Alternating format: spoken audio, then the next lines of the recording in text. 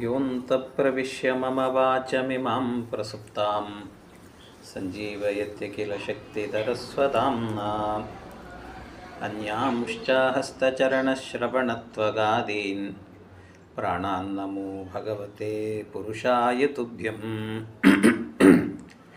ಭವದವೋಷ್ಣೇನ ತಾತಪ್ಯಮಾನಾನ್ ಭುವಿ ಪರಂ ನಾಥಮಪ್ರೇಕ್ಷಮಾಣಾನ್ ಭುವನಮಾನ್ಯೇನ ಚ ಅನ್ಯೇನ ತೋಷ್ಣಾ ಭವತು ಭೀರ್ಮಾ ಇತಿ ನ ಸಾಂತ್ವಯಂತಂ ಪ್ರಣತವಾನ್ ಪ್ರಾಣಿನಾಂ ಪ್ರಾಣಭೂತಂ ಪ್ರಣತಿಭಿಃ ಪ್ರೀಣಯೇ ಪೂರ್ಣಬೋಧಂ ತಪೋ ವಿದ್ಯಾ ವಿರಕ್ತ್ಯಾದಿ ಸದ್ಗುಣೌಗಾಕರಾನಹಂ ವಾದಿರಾಜಗುರುನ್ ವಂದೇ ಹಯಗ್ರೀವಪದಾಶ್ರಯಾನ್ ಮೂಕೋಪಿ ಯತ್ಪ್ರಸಾದೇನ ಮುಕುಂದಶಯನಾಯತೆ ರಾಜರಾಜಾಯತೆ ರಿಕ್ತೋ ರಾಘವೇಂದ್ರಂ ತಮಾಶ್ರಯೇ ಅನವದ್ಯಾತ್ಮಚಾರಿತ್ರಂ ವಾದಿಕದ್ಯೋತಭಾಸ್ಕರಂ ವಿದ್ಯಾಮಾನ್ಯಗುರುಂ ವಂದೇ ವಿದ್ಯಾವಿದ್ಯೋತಭಾಸ್ವರಂ ತಪಸ್ವಾಧ್ಯಾಯ ಶುಶ್ರೂಷಾ ಕೃಷ್ಣಪೂಜಾರತಂ ಮುನಿಂ ವಿಶ್ವೇಶಮಿಷ್ಟದಂ ವಂದೇ ಪರಿವ್ರಾಟ್ ಚಕ್ರವರ್ತಿನಂ ನಾರಾಯಣಂ ಸುರಗುರುಂ ಜಗದೇಕನಾಥಂ ಭಕ್ತಪ್ರಿಯಂ ಸಕಲಲೋಕನಮಸ್ಕೃತಂ ಚ ತ್ರೈಗುಣ್ಯವರ್ಜಿತಮಜಂ ವಿಭುಮಾದ್ಯಮೀಶಂ ವಂದೇ ಭವಜ್ಞಮಮರಾಸುರಸಿದ್ಧವಂದ್ಯಂ ನಾರಾಯಣಾಯ ಪರಿಪೂರ್ಣಗುಣಾರ್ಣವಾಯ ವಿಶ್ವೋದಯಸ್ಥಿತಿಲಯೋನ್ನಿಯತಿಪ್ರದಾಯ ಜ್ಞಾನಪ್ರದಾಯ ವಿಬುಧಾಸುರಸೌಖ್ಯದುಃಖಸತ್ಕಾರಣಾಯ ವಿತತಾಯ ನಮೋ ನಮಸ್ತೆ. ಶ್ರೀ ಗುರುಭ್ಯೋ ನಮಃ. ಹರಿ ಓಂ ಹರಿ ಓಂ ಹರಿ. ಕೊನೆಯದಾಗಿ ಸೈರಂಧ್ರಿ ಅಂದರೆ ಮಾಲಿನಿ ಸೈರಂಧ್ರಿ ಜಾತಿಯ ವೇಷವನ್ನು ಹಾಕಿಕೊಂಡು ದ್ರೌಪದಿ ದೇವಿಯು ಕೂಡ ಸುದೇಷ್ಣೆಯ ಬಳಿಗೆ, ವಿರಾಟರಾಜನ ಹೆಂಡತಿ ಸುದೇಷ್ಣೆ, ಆ ಸುದೇಷ್ಣೆಯ ಬಳಿಗೆ ಬಂದು ಸೇರಿಕೊಳ್ತಾಳೆ. ಕಡೆಯದಾಗಿ ನನ್ನ ಗಂಡ ನಿನ್ನನ್ನು ನೋಡಿದರೆ ನನ್ನನ್ನು ಬಿಟ್ಟು ಹೋಗ್ತಾನೆ ಅಂತ ಹೇಳಿದಾಗ ನಿನ್ನ ಸೌಂದರ್ಯ ಅಷ್ಟು ಅದ್ಭುತ ಅಂತ ಅವಳ ಸೌಂದರ್ಯದ ಬಗ್ಗೆ ಎಲ್ಲ ವರ್ಣನೆಯನ್ನು ಮಾಡಿದ ನಂತರ ಕಡೆಯಲ್ಲಿ ಒಂದು ಮಾತನ್ನು ಹೇಳುತ್ತಾಳೆ. ನನ್ನ ಗಂಡಂದಿರು ಗಂಧರ್ವಾಹ ಪಾಲಯಂತೆ ಮಾಂ ಸುಕುಲ್ಯಾಹ ಪಂಚಸುವ್ರತಾಹ, ಅವರೆಲ್ಲ ನನ್ನನ್ನು ರಕ್ಷಣೆ ಮಾಡುತ್ತಿರ್ತಾರೆ. ಯಾರ ಕಣ್ಣಿಗೂ ಕಾಣೋದಿಲ್ಲ, ಅವರು ಕಾಣದೆ ಇಲ್ಲೇ ಇರ್ತಾರೆ, ಹತ್ತಿರದಲ್ಲೇ ಇರ್ತಾರೆ, ಗೊತ್ತಾಗೋದಿಲ್ಲ. ಹಾಗೇನಾದರೂ ನಿನ್ನ ಗಂಡ ನನ್ನ ಮೇಲೆ ಕಣ್ಣು ಹಾಕಿದರೆ ಬೆಳಿಗ್ಗೆ ಕಣ್ಣು ಬಿಡಲಿಕ್ಕೆ ಸಾಧ್ಯ ಇಲ್ಲ, ಅವನು ಆ ರೀತಿ ಮಾಡಿಬಿಡ್ತಾರೆ ಅಂತ ಎಲ್ಲ ಹೇಳಿದ್ದು. ಹಾಗಾದರೆ ತೊಂದರೆ ಇಲ್ಲ, ನೀನು ನಮ್ಮ ಮನೆಯಲ್ಲಿ ಇರು ಅಂತ ಹೇಳಿದ್ಲು. ನಮ್ಮ ಮನೆಯಲ್ಲಿ ಇರು ಅಂತ ಹೇಳಿದ ನಂತರ ಆಗ ಒಂದೇ ಒಂದು ಕಂಡೀಷನ್ನು ಅಂತ ಹೇಳುತ್ತಾಳೆ ದ್ರೌಪದಿ ದೇವಿಯರು. ಯಾಮೇನ ದದ್ಯಾದುಚ್ಚಿಷ್ಟಂ ನಚಪಾದವು ಪ್ರದಾಪಯೇತು ಪ್ರಿಯೈರತ್ನೇನ ವಸ್ತ್ರೈರ್ವ ಗಂಧರ್ವಾಃ ಪತಯೋ ಮಮ. ಒಂದೇ ಒಂದು, ಎರಡು ಕಂಡೀಷನ್ ಇದೆ ನನಗೆ. ನಾನು ನಿಮ್ಮ ಮನೆಯಲ್ಲಿರ್ತೇನೆ, ನಿನ್ನ ಪರಿಚಾರಿಕೆಯಾಗಿರ್ತೇನೆ, ನಿನ್ನ ಕೂದಲು ಅದನ್ನು ನೋಡಿಕೊಳ್ಳೋ ಕೆಲಸ, ನಿನ್ನ ಮೈಗೆ ಗಂಧವನ್ನು ಪೂಸೋ ಕೆಲಸ, ಇದನ್ನೆಲ್ಲ ಮಾಡ್ತೇನೆ. ಆದರೆ ನನಗೆ ಒಂದು ದಿನವೂ ಕೂಡ, ನಾನು ಇರುವಷ್ಟು ದಿವಸವೂ ಕೂಡ ಇನ್ನೊಬ್ಬರಿಗೆ ಹಾಕಿ ಬಡಿಸಿದಂತಹ ಅಥವಾ ಇನ್ನೊಬ್ಬರ ಉಚ್ಚಿಷ್ಟವನ್ನು ನನಗೆ ಹಾಕಬಾರದು, ಉಚ್ಚಿಷ್ಟ ಹಾಕಬಾರದು. ಇನ್ನೊಂದು, ಮತ್ತೊಬ್ಬರ ಪಾದವನ್ನು ತೊಳಿ ಅಂತ ನನಗೆ ಹೇಳಬಾರ್ದು, ಇನ್ನೊಬ್ಬರ ಪಾದ ಸೇವೆಯನ್ನು ಮಾಡು ಅಂತ ನನಗೆ ಹೇಳಬಾರ್ದು. ನಚಪಾದವು ಪ್ರದಾಪಯೇತು. ಈ ಎರಡಕ್ಕೆ ಒಪ್ಪಿಕೊಳ್ಳೋದಾದರೆ ನಾನು ಇರ್ತೇನೆ, 1 ವರ್ಷ ನನ್ನ ವ್ರತ ಇದೆ, ಇಲ್ಲಿ ಇದ್ದು ಹೋಗ್ತೇನೆ ನಾನು ಅಂತ ಇಷ್ಟು ಮಾತನ್ನು ಹೇಳುತ್ತಾಳೆ. ಅದನ್ನ ಹೇಳಿದ ಕೂಡಲೇ ಸುದೇಷ್ಣೆ ಹೇಳ್ತಾಳೆ, ವಸೇಹ ಮಯಿ ಕಲ್ಯಾಣಿ ಯದಿತೆ ವೃತ್ತಮೀದೃಶಂ ಕಶ್ಚತೆ ದಾತು ಮುಚ್ಚಿಷ್ಟಂ ಪುನರ್ನರ್ಹತಿ ಶೋಭನೆ ಪುಮಾನರ್ಹತಿ ಶೋಭನೆ. ಎಂಥ ಮಾತು ಹೇಳಿದೆ ನೀನು ಸೈರಂಧ್ರಿ ಮಾಲಿನಿ. ಯಾಕೆ ಅಂತಂದರೆ ನಿನಗೆ ಉಚ್ಚಿಷ್ಟವನ್ನು ಹಾಕೋದು ಅಂತ ಹೇಳ್ತಿದ್ದೆಯಲ್ಲ, ನಿನಗೆ ಉಚ್ಚಿಷ್ಟ ಹಾಕಲಿಕ್ಕೆ ಯಾರಿಗಾದರೂ ಕೂಡ, ಎಂಥ ಮನುಷ್ಯನಿಗಾದರೂ ಕೂಡ ಆ ತಾಕತ್ತಿದೆಯಾ? ಯಾಕೆ ಅಂದರೆ ನಿನ್ನ ಈ ರೂಪವನ್ನು, ಲಾವಣ್ಯವನ್ನು ನೋಡ್ತಾ ಇದ್ದರೆ ಮೊದಲು ನಿನಗೆ ಸಮರ್ಪಣೆ ಮಾಡಿ ಆಮೇಲೆ ಉಳಿದವರು ತಿನ್ನಬೇಕು ಅಂತ ಅನಿಸುತ್ತೆ. ಅಂಥದ್ರಲ್ಲಿ ನಿನಗೆ ಉಚ್ಚಿಷ್ಟವನ್ನು ಹಾಕೋದು ಅನ್ನೋದು ಇದು ಸಾಧ್ಯವೇ ಇಲ್ಲದಂಥ ಕೆಲಸ. ಆದ್ದರಿಂದ ಇದು ಆಗೋದಿಲ್ಲ ಅಂತ ಏನು ಹೆದರಬೇಡ ಅಂತ ಇಷ್ಟು ಮಾತನ್ನು ಹೇಳಿ ಯಾಜ್ಞಸೇನಿ ಸುದೇಷ್ಣಾಂತು ಶುಶ್ರೂಷಂತಿ ವಿಶಾಂಪತೆ ಆವಸತ್ ಪರಿಚರ್ಯಾರ್ಹ ಸುದುಃಖಂ ಜನಮೇಜಯ ಏವಂ ವಿರಾಟೆ ನ್ಯವಸಂತ ಪಾಂಡವಾಃ ಕೃಷ್ಣಾತತಾಂತಃಪುರಮೇತ್ಯ ಶೋಭನಾಃ ಅಜ್ಞಾತಚರ್ಯಾಂ ಪ್ರತಿರುದ್ಧ ಮಾನಸ ಯಥಾಜ್ಞಯೋ ಭಸ್ಮನಿ ಗೂಢಚೇತಸಃ. ಈ 6 ಜನರು ಕೂಡ ಹಾಗೆ ಬೂದಿ ಮುಚ್ಚಿದ ಕೆಂಡ ಇರ್ತದಲ್ವ, ಒಳಗೆ ಕೆಂಡ ಇರ್ತದೆ, ಅದು ಗಾಳಿ ಬೀಸಿದಾಗಲೇ ಗೊತ್ತಾಗೋದು, ಬೂದಿ ಎಲ್ಲ ಹಾರಿ ಹೋದಾಗ ಇಲ್ಲಿ ಕೆಂಡ ಇದೆ ಅಂತ ಗೊತ್ತಾಗ್ತದೆ. ಆ ರೀತಿಯಲ್ಲಿ ಬೂದಿ ಮುಚ್ಚಿದ ಕೆಂಡದಂತೆ ಈ 6 ಜನರು ಕೂಡ ಅಜ್ಞಾತವಾಸವನ್ನು ಮಾಡ್ತಾ ಇದ್ದಾರೆ. ಈ ರೀತಿ ಅಜ್ಞಾತವಾಸವನ್ನು ಮಾಡ್ತಾ ಇರುವಾಗ ಅತ ಜಗಾಮ ಮಲ್ಲಕಃ ಸಮಸ್ತ ಭೂಮಿ ಮಂಡಲೆ ವರೇಣ ಯೋಜಿತೋ ಜಯಿ ಶಿವಸ್ಯ ಸಂಜಗರ್ಜ ಚ. ಅಲ್ಲಿಗೆ ಒಬ್ಬ ಜೀಮೂತ ಅನ್ನುವಂಥ ಒಬ್ಬ ದೈತ್ಯ ರಾಕ್ಷಸ, ಅವನೊಬ್ಬ ಜೀಮೂತ ಅಂತ, ಮಹಾ ಮಲ್ಲಯುದ್ಧ ವಿಶಾರದ ಅಂತ, ಭಾರೀ ಮಲ್ಲಯುದ್ಧವನ್ನು ಬಲ್ಲಂಥ ಒಬ್ಬ ವ್ಯಕ್ತಿ ಅವನು, ಜೀಮೂತ ಅಂತ ಕರೀತಾರೆ. ಅವನಿಗೆ ರುದ್ರದೇವರ ವರವೂ ಇತ್ತಂತೆ, ರುದ್ರದೇವರ ವರ ಇತ್ತು. ಎಷ್ಟೋ ಬಾರಿ ವಿರಾಟರಾಜನ ನಗರಕ್ಕೆ ಬಂದು ಯುದ್ಧ ಮಾಡಬೇಕು ಅಂತ ಬಂದವನು ಹೆದರೇ ಹಿಂದಕ್ಕೆ ಹೋಗ್ತಾ ಇದ್ದಂಥವನು. ಅವನು ಹೆದರೆದ್ರೆ ಹಿಂದಕ್ಕೆ ಹೋಗ್ತಾ ಇದ್ದ ಎಷ್ಟೋ ಬಾರಿಯೂ ಕೂಡ. ಆದರೆ ಒಂದು ಸರ್ತಿ ಏನಾಯಿತು ಅಂತಂದರೆ, ಈ ಏನು ಕೀಚಕ ಇದ್ನಲ್ಲ, ಕೀಚಕ ಅಂತಂದರೆ ಈ ಸುದೇಷ್ಣೆ ಏನಿದ್ದಾಳೆ, ಈ ಸುದೇಷ್ಣೆಯ ತಮ್ಮ ಕೇಕಯ ದೇಶದ ರಾಜ, ಕೇಕಯ ದೇಶದ ರಾಜನಿಗೆ, ಕೇಕಯ ರಾಜನಿಗೆ ಈ ಸುದೇಷ್ಣೆ ಮತ್ತು ಇನ್ನೊಬ್ಬ ಈ ಕೀಚಕ ಇವರಿಬ್ಬರು ಮಕ್ಕಳು. ಈ ಮಕ್ಕಳೇನಿದ್ರಲ್ವ, ಇದರಲ್ಲಿ ಈ ಕೀಚಕ ಅವನಿದ್ದ ಅಂದರೆ ಈ ಕಡೆಗೆ ಹಾಯ್ತಾ ಇರಲಿಲ್ಲಂತೆ ಈ ಜೀಮೂತ. ಅಂಥದ್ರಲ್ಲಿ ಇವನು ಇಲ್ಲ ಅಂತ ಗೊತ್ತಾಗಿತ್ತು. ಇವನು ಸುಮಾರು 1-1.5 ವರ್ಷಗಳ ಕಾಲ ಏನಾಗಿತ್ತಂತೆ, ದಂಡಯಾತ್ರೆಗೆ ಹೋಗ್ತೇನೆ ಅಂತ ಹೋಗಿದ್ನಂತೆ, ದಂಡಯಾತ್ರೆಗೆ ಹೋಗಿದ್ದ. ಅವನು ದಂಡಯಾತ್ರೆಗೆ ಅಂತ ಹೋದಾಗ ಆ ಪ್ರಸಂಗದಲ್ಲಿ ಈಗ ನಾನು ಈ ದೇಶವನ್ನು ಗೆಲ್ಲಬಹುದು ಅಂತ ಏವಂ ವಿರಾಟ ನಗರೇ ವಸಂತ ಸತ್ಯ ವಿಕ್ರಮಾಹ, ಅಲ್ಲೆಲ್ಲ ವಾಸ ಮಾಡಿಕೊಂಡಿರಬೇಕಾದ್ರೆ ಆಗ ಇಲ್ಲಿಗೆ ಇವನು ಬರ್ತಾ ಇದ್ದಾನಂತೆ. ಇವನು ಬಂದವನೇ ದೊಡ್ಡ ಮಲ್ಲಯುದ್ಧ ವಿಶಾರದ, ಇವನು ಬಂದವನೇ ಯುದ್ಧಕ್ಕೆ ಅಂತ ಬರ್ತಾ ಇದ್ದಂತೇನೆ ಆಗ ದೂರದಲ್ಲೇನೆ ಇವನನ್ನು ನೋಡಿದಂಥವರು ಜಗಜಟ್ಟಿಗಳು ಅಂತೇನಿದ್ರು ಅಂಥವರು ಕೂಡ ಇವನನ್ನು ನೋಡ್ತಾ ಇದ್ದಂತೇನೆ ಅರಮನೆಯನ್ನು ಬಿಟ್ಟು ಓಡ್ಲಿಕ್ಕೆ ಶುರು ಮಾಡಿದರಂತೆ. ಎಲ್ಲರೂ ಓಡಿದ್ರಂತೆ, ಪರಾರಿಯಾದರಂತೆ. ಜೀಮೂತನನ್ನು ನೋಡಿ ಅವನನ್ನು ನಾವು ಗೆಲ್ಲಲಿಕ್ಕೆ ಸಾಧ್ಯ ಇಲ್ಲ ಅಂತ ಎಲ್ಲರೂ ಕೂಡ ಓಡಲಿಕ್ಕೆ ಶುರು ಮಾಡಿದ್ರಂತೆ. ತತ್ರ ಮಲ್ಲ ಸಮಾಪೇತು ದಿಗ್ಭ್ಯೋ ರಾಜನ್ ಮಹಾಬಲಾಃ ಮಹಾಕಾಯ ಮಹಾವೀರ್ಯಾಃ ಕಾಲಕೇಯ ಇವಾಸುರಾಃ. ಕಾಲಕೇಯರಂತೆ ಇದ್ದಾರೆ, ಉನ್ಮತ್ತರು, ಮಹಾ ಉನ್ಮತ್ತರಾಗಿದ್ದಾರಂತೆ. ಆಗತಂ ಮಲ್ಲರಾಜಂ ಮಾಂ ಕೃತ್ನೆ ಪೃಥಿವಿ ಮಂಡಲೆ ಸಿಂಹವ್ಯಾಗ್ರಗಜೈಸ್ಸಾರ್ಧಂ ಕ್ರೀಡಂತಂ ವಿದ್ಧಿ ಭೂಪತೆ. ಇವನನ್ನು ನೋಡಿ ಓಡ್ತಾ ಇದ್ದರೆ ಆಗ ಇವನೊಂದು ಘೋಷಣೆ ಮಾಡಿದ್ನಂತೆ. ಅಲ್ಲೇ ಇದ್ದವನೇ ಅವನು ಹೇಳಿದ್ನಂತೆ, ವಿರಾಟ ರಾಜ ಹೇಳಿದ್ನಂತೆ, ಯಾರು ಓಡಬಾರ್ದು, ಯಾರಾದರೂ ಕೂಡ ಓಡಿ ಇವನನ್ನು ಎದುರಿಸಲಿಲ್ಲ ಅಂತಾದರೆ ಅಂಥವನಿಗೆ ನನ್ನ ದೇಶದಲ್ಲಿ ವಾಸ ಮಾಡಲಿಕ್ಕೆ ಅರ್ಹತೆ ಇಲ್ಲ ಅಂತ ಘೋಷಣೆ ಮಾಡಿದ್ದಂತೆ. ಈ ರೀತಿ ಘೋಷಣೆ ಮಾಡ್ತಾ ಇದ್ದಂತೇನೆ ಆಗ ಅಲ್ಲೇ ಆಟ ಆಡ್ತಾ ಇದ್ದ, ಪಗಡೆ ಆಟವನ್ನು ಆಡ್ತಾ ಇದ್ದಂತಹ ಈ ಕಂಕಸ್ವಾಮಿ ಇದ್ನಲ್ಲ, ಆ ಕಂಕಸ್ವಾಮಿ ಹೇಳಿದ್ನಂತೆ, ನೀನು ವಿರಾಟ ಯಾಕಿಷ್ಟು ಹೆದರ್ತಾ ಇದ್ದಿ, ನೀನು ಇವನ ಜೊತೆಗೆ ಯುದ್ಧ ಮಾಡಬೇಕು ಅಂತಂದು ಯಾಕಿಷ್ಟು ಹೆದರ್ತಾ ಇದ್ದಿ, ಇವನನ್ನು ಹೊಡೆದು ಹಾಕುವಂತಹ ಒಬ್ಬ ಮಲ್ಲ, ಅವನೇ ಮಲ್ಲ ಅಂದರೆ ಇವನು ಮಲ್ಲರ ಮಲ್ಲ, ಅಂಥ ಒಬ್ಬ ಮಲ್ಲ ಇದ್ದಾನೆ, ನಿನ್ನ ಆಸ್ಥಾನದಲ್ಲೇ ಇದ್ದಾನೆ ಅಂತ ಹೇಳಿದರು. ನಿನ್ನ ಆಸ್ಥಾನದಲ್ಲೇ ಇದ್ದಾನೆ, ಮಲ್ಲರ ಮಲ್ಲ ಇದ್ದಾನೆ ಅಂತ. ಅದಕ್ಕೆ ಹೌದಾ, ಯಾರವನು ಅಂತ ನನಗೇ ಗೊತ್ತಿಲ್ಲಲ್ಲ ಯಾರವನು ಅಂತ ಹೇಳಿದಾಗ ಆಗ ಅವನು ಹೇಳ್ತಾನೆ, ಯೋದ್ಧುಂ ವ್ಯವಸ್ಥಿತೋ ವೀರೋ ರೇಣುಂ ಸಮೃದ್ಧ ಹಸ್ತಯೋ. ಅದಕ್ಕೆ ಆ ಮಲ್ಲ ಬೇರೆ ಯಾರು ಅಲ್ಲ, ನಿನ್ನ ಅಡಿಗೆ ಮನೆಯಲ್ಲಿ ಇದ್ದಾನೆ ನೋಡು ಅಂತ ಹೇಳಿದ.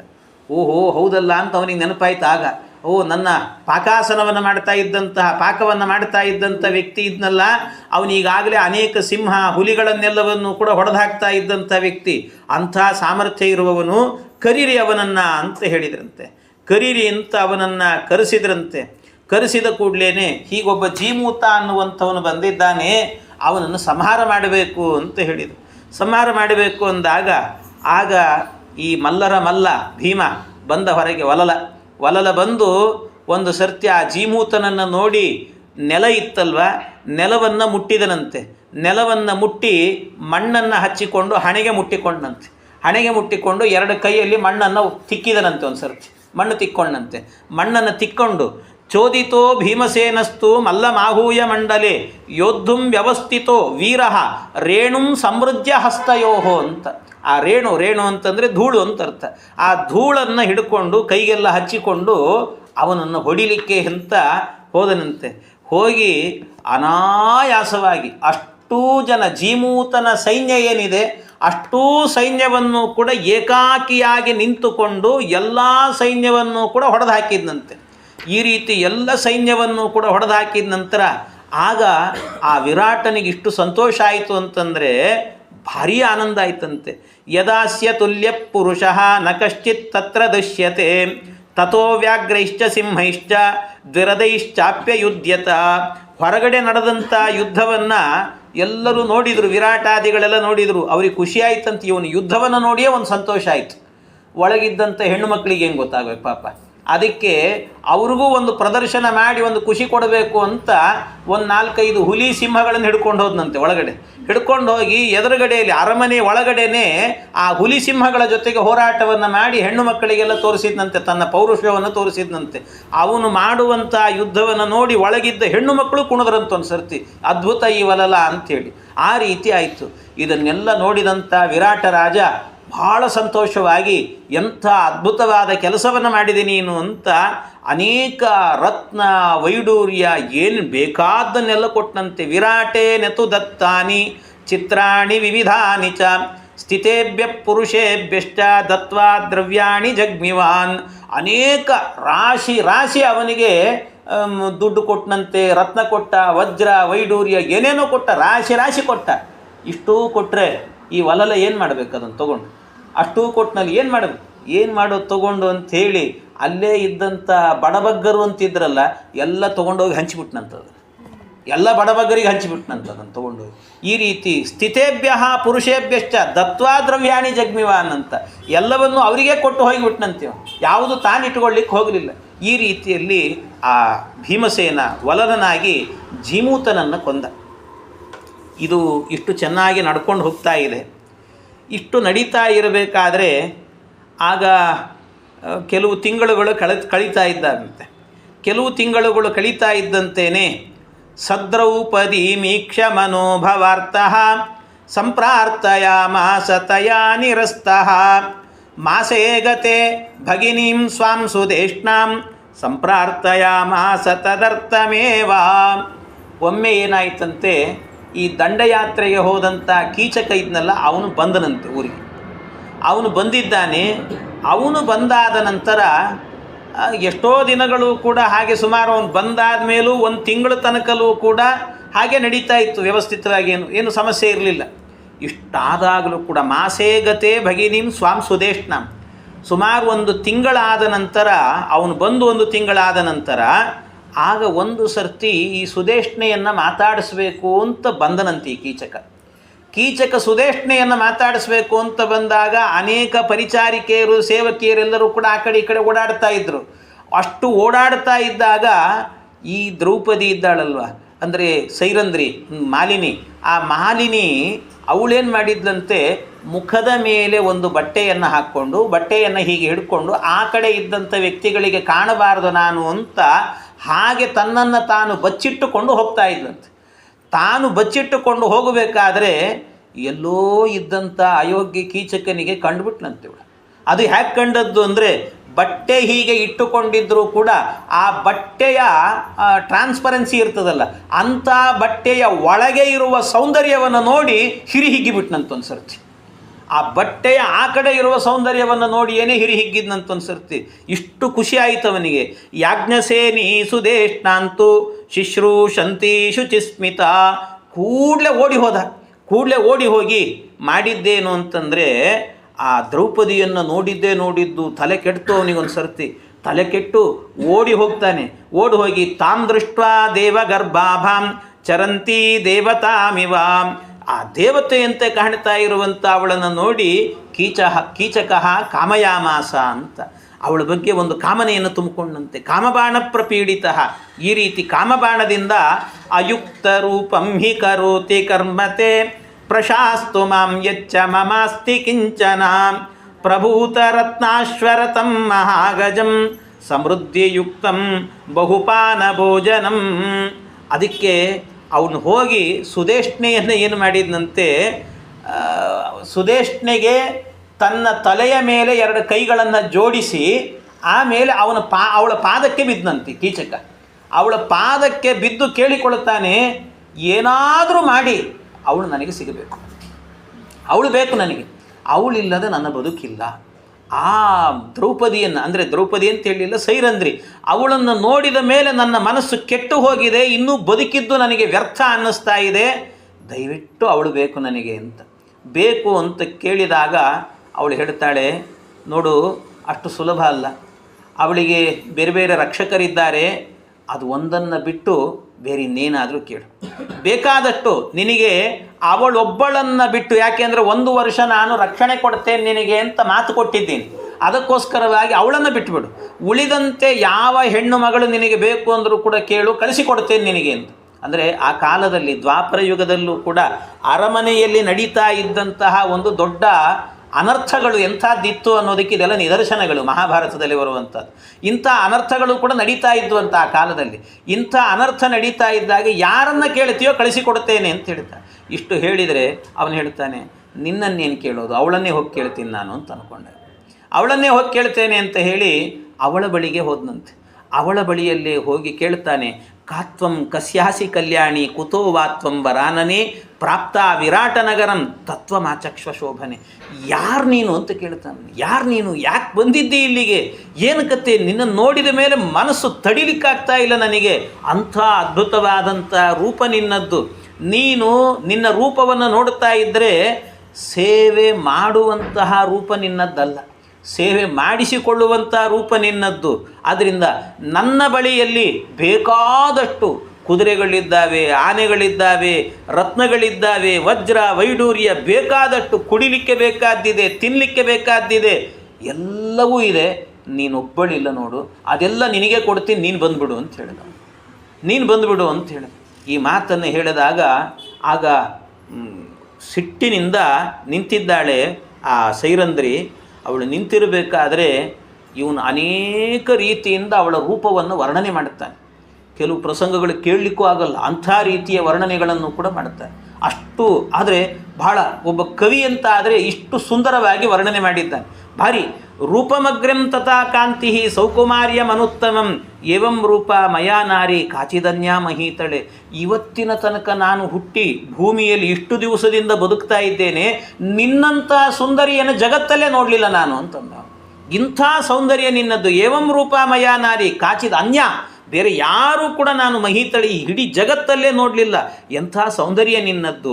ಆತ್ಮಪ್ರಧಾನ ವರ್ಷೇಣ ಸಂಗಮಾಂಬೋಧರೇಣ ಚ ಶಮಯಸ್ವ ವರಾರೋಹೆ ಜ್ವಲಂತಂ ಮನ್ಮಥಾಲಯಂ. ಯಾವ ರೀತಿ ಅಂದರೆ ನನ್ನ ದೇಹ ಏನಾಗಿದೆ ಅಂದರೆ ಸುಟ್ಟು ಹೋಗ್ತಾ ಇದೆ ಅಂತ ಹೇಳ್ತಾನೆ. ಸುಟ್ಟು ಹೋಗ್ತಾ ಇದೆ, ಕಾಮ ಎನ್ನುವಂಥ ಅಗ್ನಿ ನನ್ನ ಒಳಗೆ ಪ್ರವೇಶ ಮಾಡಿ ನನ್ನ ದೇಹವನ್ನು ಸುಟ್ಟು ಹಾಕ್ತಾ ಇದ್ದಾನೆ. ಈ ಬೆಂಕಿ ತಣ್ಣಗಾಗಬೇಕು ಅಂತ ಆದರೆ ಅದಕ್ಕೆ ಮಳೆ ಬರಬೇಕು. ನಿನ್ನ ದೇಹದ ಸಂಪರ್ಕ ಎನ್ನುವ ಸಂಗಮದಿಂದವೇ ಅದೇ ಒಂದು ಮಳೆ ಅಂತ ತಿಳ್ಕೊಳ್ತೀನಿ. ನೀನು ಮಳೆ ಬಂದು ನನ್ನ ಶಾಂತನನ್ನಾಗಿ ಮಾಡು ಅಂತ ಹೇಳ್ತಾನೆ. ಇಷ್ಟು ಕೆಟ್ಟ ಕೆಟ್ಟದಾಗಿ ಮಾತನಾಡ್ತಾನೆ. ಇದನ್ನೆಲ್ಲ ಕೇಳಿಸಿಕೊಂಡು ಒಂದು ಹೆಣ್ಣಿಗೆ ಎಷ್ಟು ನೋವಾಗಿರಲಿಕ್ಕಿಲ್ಲ. ಗಂಡಂದಿರಿರುವಾಗ ತನ್ನನ್ನು ತಾನು ರಕ್ಷಣೆ ಮಾಡಿಕೊಂಡಿರಬೇಕು ಅಂತಂದರೆ ಎಷ್ಟು ಕಷ್ಟ ಇದೆ ಅಂತ. ಯಾಕೆ ಅಂದರೆ ದ್ರೌಪದಿ ದೇವಿಯ ಸೌಂದರ್ಯ ಎಂಥದ್ದು ಅಂದರೆ ಅವಳಿಗೆ 60 ವರ್ಷ ಆದರೂ ಕೂಡ 18ಕ್ಕಿಂತಲೂ ಕೂಡ ಕಡಿಮೆ ಇಲ್ಲ ಅನ್ನುವಂತೆ ಕಾಣ್ತಿದ್ದಂಥವಳು. ಅವಳು ಯಾವಾಗ ನೋಡಿದರೂ ಹಾಗೆ 60-70 ದಾಟಿದರೂ ಕೂಡ ಅವಳಿಗೆ ಇನ್ನೂ 18 ವರ್ಷದ ಹುಡುಗಿ ಇವಳು ಅನ್ನುವಂತೆ ಕಾಣ್ತಿದ್ದಂತೆ. ಮಕ್ಕಳು ಬಂದಿದ್ದರು, ಮೊಮ್ಮಕ್ಕಳು ಬಂದಿದ್ದರು, ಯಾರು ಬಂದಿದ್ದರೂ ಕೂಡ ಇನ್ನೂ 18 ವರ್ಷದ ಹುಡುಗಿ ಎನ್ನುವಂತೆ ಕಾಣ್ತಿದ್ದಂತೆ. ಅಂಥ ಸೌಂದರ್ಯ ಆ ದ್ರೌಪದಿ ದೇವಿಯರ ಸೌಂದರ್ಯ ಅಂತ. ಆದ್ದರಿಂದ ಅದನ್ನು ನೋಡಿ ಹೇಳ್ತಾ ಇದ್ದಾನೆ, ವರ್ಣನೆ ಮಾಡ್ತಿದ್ದಾನೆ. ಶುಭಂ ಚ ರೂಪಂ ಪ್ರಥಮಂ ಚ ತೇವಯೋ ನಿರರ್ಥಕಂ ಕೇವಲ ಮಧ್ಯಭಾಮಿನಿ ಅಧಾರ್ಯಮಾಣ ಸ್ರಗಿವೋತ್ತಮಾಯತ ನ ಶೋಭಸೆ ಸುಂದರಿ ಶೋಭನಾ ಸತಿ.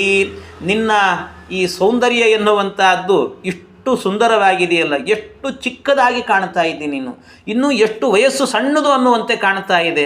ಇಷ್ಟೆಲ್ಲ ಇದ್ದು ಕೂಡ ನಿನ್ನ ತಾರುಣ್ಯ, ನಿನ್ನ ವಯಸ್ಸು ಎಲ್ಲವೂ ಕೂಡ ಹಾಳಾಗಿ ಹೋಗುತ್ತೆ. ಬೇಡ, ಹಾಗೆ ಮಾಡಿಕೊಡ್ಬೇಡ, ನನ್ನ ಜೊತೆಗೆ ಬಾ ನೀನು ಅಂತ ಕರೀತಾನೆ. ಈ ರೀತಿ ಪರಿಪರಿಯಿಂದಾಗಿ ಪೀಡಿಸ್ತಾನಂತೆ. ಪರಿಪರಿಯಿಂದ ಪೀಡಿಸಿದ. ಇದು ಪ್ರತಿನಿತ್ಯವೂ ಹೀಗೆ ನಡೀತಾ ಇತ್ತು. ನಡೀತಾ ನಡೀತಾ ಕೊನೆಗೆ ಅವನು ಹೇಳ್ತಾನೆ,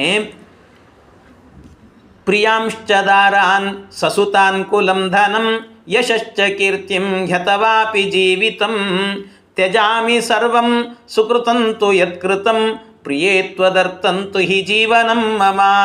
ನನ್ನಲ್ಲಿ ಏನಿದೆಯೋ ಎಲ್ಲವನ್ನೂ ಕೂಡ, ನನ್ನ ಬಳಿಯಲ್ಲಿರುವ ನನ್ನ ಸ್ತ್ರೀಯರನ್ನು, ನನ್ನ ಮಕ್ಕಳನ್ನು, ನನ್ನ ಪತ್ನಿಯರನ್ನು, ನನ್ನ ಕುಲವನ್ನು, ನನ್ನ ಸಂಪತ್ತನ್ನು, ನನ್ನ ಕೀರ್ತಿಯನ್ನು, ಇಡೀ ನನ್ನ ಜೀವ, ನನ್ನ ಪ್ರಾಣವನ್ನೇ ನಿನಗೆ ಸಮರ್ಪಣೆ ಮಾಡ್ತೀನಿ.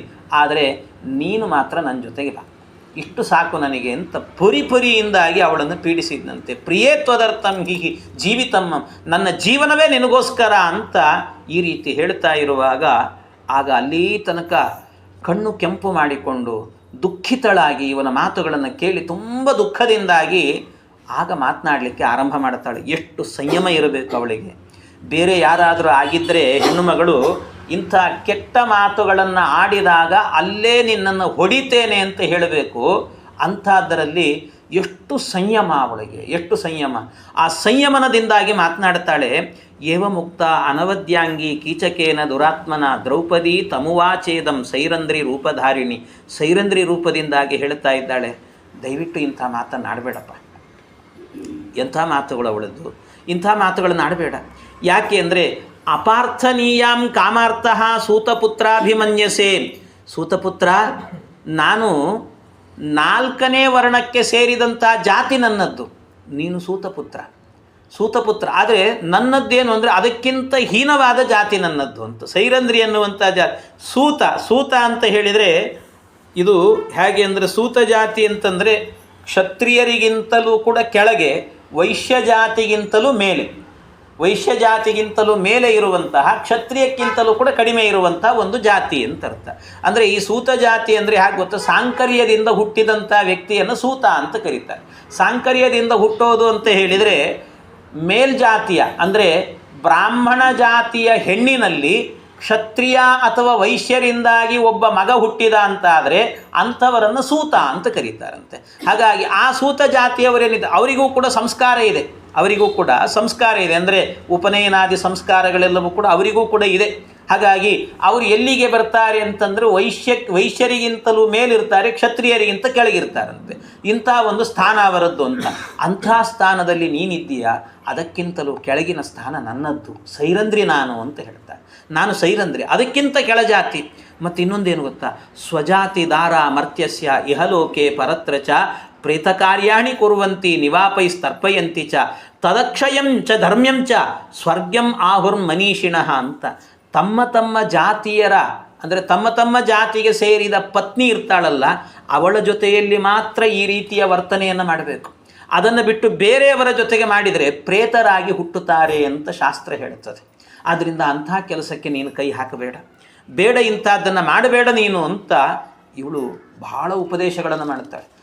ಸೈರಂಧ್ರಿ ತುಂಬ ಉಪದೇಶಗಳನ್ನು, ಅನೇಕ ಉಪದೇಶಗಳನ್ನು ಮಾಡ್ತಾ ಇದ್ದಂತೆ ಅದಕ್ಕೆ ಈ ಕೊನೆಗೇನಾಗುತ್ತೆ ಅಂದರೆ ಆ ಉಪದೇಶಗಳೆಲ್ಲವೂ ಕೂಡ ಎಷ್ಟು ಕೇಳಿದರೂ ಕೂಡ ಅವನಿಗೆ ಅದು ತಲೆಗೆ ಹೋಗೋದಿಲ್ಲ. ಯಾಕೆ ಅಂದರೆ ಕಾಳಿದಾಸ ಒಂದು ಮಾತನ್ನು ಹೇಳ್ತಾನೆ, ಕಾಮಾರ್ಥಾಹಿ ಪ್ರಕೃತಿ ಕೃಪಣಾಹ ಚೇತನಾ ಚೇತನೇಶು. ಅಷ್ಟೇ ಅಲ್ಲ, ಅವರಿಗೆ ನ ಭಯಂ ನ ಲಜ್ಜಾ ಅಂತ ಹೇಳ್ತಾರೆ. ಅವರಿಗೆ ಭಯ ಲಜ್ಜೆ ಯಾವುದೂ ಇರೋದಿಲ್ಲಂತೆ. ಅದರಿಂದ ಅವನಿಗೆ ಯಾವುದೂ ಒಳಗೆ ಹೋಗ್ತಾ ಇಲ್ಲ. ಇವಳು ಮತ್ತೆ ಮತ್ತೆ ಹೇಳ್ತಾಳೆ, ಇಲ್ಲ ಬೇಡ, ಇಂಥ ಕೆಲಸವನ್ನು ಮಾಡಬೇಡ. ಪರದಾರಾಸ್ಮಿ ಭದ್ರಂತೆ ನಾಹಂ ಶಕ್ಯ ತ್ವಯಾ ಸದಾ. ನಿನ್ನ ಜೊತೆಗೆ ನಾನು ಇರಲಿಕ್ಕೆ ಸಾಧ್ಯ ಇಲ್ಲ. ನಾನು ಪರಪುರುಷರ ಹೆಂಡತಿ, ನಾನು ಪರಸ್ತ್ರೀ. ನಾನು ಪರಸ್ತ್ರೀಯರನ್ನು ಕಣ್ಣೆತ್ತಿ ನೋಡಬಾರದು ಅಂತ ಹೇಳ್ತಾರೆ. ಸ್ರಷ್ಟುಂ ದ್ರಷ್ಟುಂ ತಥಾ ಪ್ರಾಪ್ತುಂ ಕಾಮದಗ್ಧೇನ ಚೇತಸ. ಯಾವತ್ತೂ ಕೂಡ ನನ್ನನ್ನು ಪಡೀಲಿಕ್ಕೆ ಸಾಧ್ಯ ಇಲ್ಲ ನಾನು ಪರಸ್ತ್ರೀಯಾಗಿದ್ದೇನೆ, ನನ್ನ ಮೇಲೆ ಕಣ್ಣನ್ನು ಹಾಕಬೇಡ ಅಂತ ಹೇಳಿದ್ಲು. ದುರ್ಲಭಾನಾಂ ಅಭಿಮನ್ವಾನಃ ಮಾಂ ಅಭಿರಕ್ಷಿತ. ಒಂದು ತಿಳ್ಕೊಂಬಿಡು, ನಾನೇನು ಅಂದರೆ ನನ್ನ ಗಂಡಂದಿರೆಲ್ಲರೂ ಕೂಡ ಮಹಾವೀರರು, ಪರಾಕ್ರಮಿಗಳು. ಅಂಥ ಪರಾಕ್ರಮಿಗಳಿದ್ದಾರೆ, ಅವರ ಕೈಗೇನಾದರೂ ನೀನು ಸಿಕ್ಕಿ ಅಂತಾದರೆ ನಿನ್ನನ್ನು ಹೊಸಿಕೆ ಹಾಕಿಬಿಡ್ತಾರೆ. ಬೇಡ, ಈಗಲೇ ಹೇಳ್ತಾ ಇದ್ದೇನೆ ಕೇಳು, ನಿನ್ನ ಜೀವವನ್ನು ಉಳಿಸಿಕೊಂಡಾದರೂ ಕೂಡ ಹೋಗು, ನೀನು ನನ್ನ ಬಳಿಗೆ ಬರಬೇಡ ಅಂತ ಪರಿಪರಿಯಿಂದಾಗಿ ಹೇಳಿದ್ದಂತೆ. ಇಷ್ಟು ಹೇಳಿದರೂ ಕೂಡ ಅವನಿಗೆ ಕೇಳಲಿಲ್ಲ. ಅವನು ಕಡೆಗೇನು ಮಾಡಿದ, ಅವನಿಗೆ ಒಂದು ತಿಳ್ಕೊಂಡ, ಏನು ಅಂದರೆ ಏನಾದರೂ ಕೂಡ ಸುದೇಷ್ಣೆಯ ಸೇವಕಿಯವಳು. ಸೇವಕಿ ಆದ್ದರಿಂದ ಆ ರಾಣಿಯಾದವಳು ಏನನ್ನು ಹೇಳ್ತಾಳೋ ಅದನ್ನು ಮಾಡಲೇಬೇಕಾದ ಕರ್ತವ್ಯ ಈ ಸೇವಕಿಯರದ್ದಾಗತ್ತೆ. ಆದ್ದರಿಂದ ನಾನು ಏನಾದರೂ ಮಾಡಿ ಸುದೇಷ್ಣೆಯನ್ನು ಒಪ್ಪಿಸಬೇಕು ಅಂತ ಅಂದುಕೊಳ್ತಾನೆ. ಸುದೇಷ್ಣೆಯನ್ನು ಒಪ್ಪಿಸಬೇಕು ಅಂತ ಕೂಡಲೇ ಮತ್ತೊಂದು ಸರ್ತಿ ಏನು ಮಾಡಿದ್ನಂತೆ, ಮೂರ್ಧ್ನ್ಯಂಜಲಿ ಅಂದರೆ ತಲೆ ಮೇಲೆ 2 ಅಂಜಲಿಗಳನ್ನು ಕೈ ಜೋಡಿಸಿಕೊಂಡು ಓಡಿ ಹೋಗಿ ಕಣ್ಣೀರು ಹಾಕಿಕೊಂಡು ಅವಳ ಮನಸ್ಸು ಕರಗುವಂತೆ ಮಾಡಿ, ನೋಡು ನಾನಿನ್ನ ಸಾಯ್ತೇನೆ ಅನ್ನುವಲ್ಲಿಯ ತನಕಲೂ ಕೂಡ ಸತು ಮೂರ್ಧ್ಯಂಜಲಿಂ ಕೃತ್ವ ಭಗಿನ್ಯಾಶ್ಚರಣಾವುಭೌ ಸಮ್ಮೋಹಾಭಿಹತಸ್ತೂರ್ಣಂ ವಾತೋದ್ಧೂತ ಇವಾರ್ಣವಃ. ಅದಕ್ಕೆ ಹೋಗಿ ಕೆಳಗೆ ಬಿದ್ದು ಹೊರಳಾಡಿಕೊಂಡು ಒಂದು ಸರ್ತಿ ಕೇಳಿಕೊಂಡಂತೆ, ಅವಳನ್ನು ಬಿಟ್ಟರೆ ನನಗೆ ಬದುಕಿಲ್ಲ, ಏನಾದರೂ ಮಾಡಿ ಕಳಿಸಿಕೊಡು, ನೀನು ಹೇಳಿದರೆ ಇಲ್ಲ ಅಂತ ಹೇಳಲಿಕ್ಕೆ ಸಾಧ್ಯ ಇಲ್ಲ, ನೀನೇನಾದರೂ ಮಾಡು ಅಂತ ಆ ಸುದೇಷ್ಣೆಗೆ ಹೇಳ್ತಾನೆ. ಇಷ್ಟು ಹೇಳುವಾಗ ಆ ಸುದೇಷ್ಣೆ ಹೇಳ್ತಾಳೆ, ಸೋಪ್ಯೇನಾಂ ಅನಿಶಂ ದೃಷ್ಟ ಮನಸೈವ ಅಭ್ಯನಂದತ ಭಯಾತ್ ಗಂಧರ್ವ ಮುಖ್ಯಾನಾಂ ಜೀವಿತಸ್ಯೋಪಘಾತಿನಾಂ. ಹಾಗೆಲ್ಲ ಮಾಡಲಿಕ್ಕೆ ಹೋಗಬೇಡ. ಯಾಕೆ ಅಂತಂದರೆ ನೋಡು, ಅವಳಿಗೆ ರಕ್ಷಕರಾಗಿ ಗಂಧರ್ವರಿದ್ದಾರೆ, ಗಂಧರ್ವ ವೇಷದಲ್ಲಿ ಅವಳ ಗಂಡಂದಿರಿದ್ದಾರೆ. ಅಕಸ್ಮಾತ್ ಗೊತ್ತಾದರೆ ನಿನ್ನನ್ನು ಮುಗಿಸಿಬಿಡ್ತಾರೆ. ಅದಕ್ಕೋಸ್ಕರ ಬೇಡ, ಅವಳ ತಂಟೆಗೆ ಹೋಗಬೇಡ. ಇವಳು ಮತ್ತೆ ಹೇಳಿದ್ಲು. ಇಷ್ಟು ಹೇಳಿದರೂ ಕೂಡ ಅವನು ಹೇಳ್ತಾನೆ, ಎಂಥ ಮಾತಾಡ್ತಿ. ಒಂದು ಸರ್ತಿ ಕೆಟ್ಟದಾಗಿ ನಕ್ನಂತೆ, ಅಟ್ಟಹಾಸವನ್ನು ಮಾಡಿದ. ಅಟ್ಟಹಾಸವನ್ನು ಮಾಡಿಕೊಂಡು ಹೇಳ್ತಾನಂತೆ, ಗಂಧರ್ವಾಣಂ ಶತಂಚಾಪಿ ಸಹಸ್ರ ಮಯುತಾನಿವ ಅಹಮೇಕೋ ಹನಿಷ್ಯಾಮಿ ಅಂತ ಹೇಳ್ತಾನೆ. ನಾನು ಒಬ್ಬ ಸಾಕು, 5 ಜನ ಗಂಧರ್ವರು ಅಂತ ಹೇಳ್ತಾ ಇದ್ದೀನಿ ನೀನು. ಈ ಗಂಧರ್ವರು 5 ಅಲ್ಲ, ಗಂಧರ್ವಾಣಂ ಶತಂಚಾಪಿ, ಅವರು 100 ಜನ ಬರಲಿ, 1000 ಜನ ಬರಲಿ, ಅಯುತ ಸಂಖ್ಯೆಯಲ್ಲಿ ಬರಲಿ, ಎಲ್ಲರನ್ನೂ ಕೂಡ ನಾನು ಒಬ್ಬ ಕೊಂದು ಹಾಕ್ತೇನೆ. ನನ್ನ ಮೇಲೆ ನಿನಗೆ ನಂಬಿಕೆ ಇಲ್ವಾ ಅಂತ ಕೇಳ್ತಾನೆ. ನನ್ನ ಪರಾಕ್ರಮವನ್ನು ಏನು ತಿಳಿದಿದ್ದಿ ನೀನು? ನಾನು ಎಂಥ ಪರಾಕ್ರಮಿ, ನನ್ನ ಬಗ್ಗೆ ನೀನು ಈ ಥರ ತಿಳ್ಕೊಂಡಿದ್ದೀಯಲ್ಲ, ತಪ್ಪು ತಿಳ್ಕೊಂಡಿದ್ದೀಯ, ಹಾಗೆ ಮಾಡಬೇಡ, ಕಳಿಸಿಕೊಡು, ನೀನು ಕಳಿಸಿಕೊಡು, ನಾನು ನೋಡಿಕೊಳ್ತೇನೆ ಅಂತ ಇಷ್ಟನ್ನೆಲ್ಲ ಹೇಳ್ತಾ ಇರುವಾಗ ಕಡೆಗೆ ಅವನು ಹೇಳ್ತಾನೆ, ನೀನೊಂದು ವೇಳೆ ಕಳಿಸ್ಕೊಡ್ಲಿಲ್ಲ ಅಂತಾದರೆ ನಾನು ಈಗಲೇ ಪ್ರಾಣತ್ಯಾಗವನ್ನು ಮಾಡಿಬಿಡುತ್ತೇನೆ, ಪ್ರಾಣತ್ಯಾಗವನ್ನು ಮಾಡುತ್ತೇನೆ, ಅದಕ್ಕೋಸ್ಕರವಾಗಿ ನೀನು ಕಳಿಸ್. ಆಗ ಅವಳು ಹೇಳ್ತಾಳೆ, ತಮ್ಮ ಕೀಚಕ, ನೀನು ಸತ್ತಿ ಅಂತಾದರೆ ನನ್ನ ಬದುಕೇನು? ಯಾಕೆಂದರೆ ಇವತ್ತು ನಾನು ಇಷ್ಟು ರೀತಿಯಲ್ಲಿ ಬದುಕ್ತಾ ಇದ್ದೇನೆ ಅಂದರೆ ನೀನಿದ್ದೀಯಾ ಅನ್ನೋ ಕಾರಣದಿಂದ ಬದುಕ್ತಾ ಇದ್ದೇನೆ. ಅಕಸ್ಮಾತ್ ನೀನೇ ಹೋದಿ ಅಂತಾದರೆ ನನ್ನ ಬದುಕೇನಾಗಬೇಕು? ಅದರಿಂದ ಬೇಡ, ಏನಾದರೂ ಮಾಡಿ ನಾನು ಕಳಿಸಿಕೊಡ್ತೇನೆ. ಒಂದು ಕೆಲಸ ಮಾಡು, ಗಚ್ಚ ಶೀಘ್ರ ಮಿತಸ್ತ್ವಂ ಹಿ, ನಿನ್ನ ಮನೆಗೆ ಹೋಗಿ, ನಿನ್ನ ಮನೆಗೆ ಹೋಗು, ನಿನ್ನ ಮನೆಗೆ ಹೋಗಿ ಒಂದಷ್ಟು ತಯಾರಿ ಮಾಡು. ಏನು ಅಂದರೆ ರುಚಿಯಾದಂಥ ಮದ್ಯವನ್ನು ಮಾಡು ಅಂತೇಳಿ. ರುಚಿಯಾದಂಥ ಮದ್ಯವನ್ನು ಮಾಡು, ಈ ಮದ್ಯವನ್ನು ಮಾಡಿ ತಯಾರಿಡು, ಅದು ನನಗೆ ಬೇಕು ಅಂತ ಹೇಳಿ. ಸರಿ ಆಯಿತು ಅಂತಂದ. ಈಗಲೇ ಹೋಗ್ತೇನೆ, ಕೂಡಲೇ ಮಾಡಿಕೊಡ್ತೇನೆ, ಎಲ್ಲವೂ ತಯಾರಿ ಮಾಡಿಡ್ತೇನೆ ಅಂತ.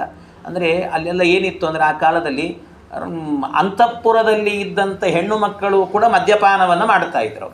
ಅವರು ಮದ್ಯಪಾನವನ್ನು ಮಾಡಬೇಕಾದ್ರೆ ಅವಳು ಹೇಳಿದ್ಲು ಮದ್ಯವನ್ನು ಮಾಡಬೇಕು ಅಂತ. ಮದ್ಯ ಅಂದರೆ ಈ ಮದ್ಯ ಇರುತ್ತಲ್ವ, ಮದ್ಯ ಅಂತಂದರೆ ಈ ದ್ರಾಕ್ಷಿ ಅದು ಇದು ಎಲ್ಲ ಸೇರಿಸಿ ಅದನ್ನು ತುಳಿದು ಕೊಳಸಿ ಅದನ್ನೆಲ್ಲ ಅದರಲ್ಲಿ ಏನು ರಸ ಬರ್ತದಲ್ಲ ಅದು ಅತ್ಯಂತ ಹುಳಿಯಾಗಿರಬೇಕು. ಅಂಥ ಹುಳಿಯಾಗಿರುವಂಥದ್ದನ್ನು ಮದ್ಯವನ್ನು ಮಾಡಿ.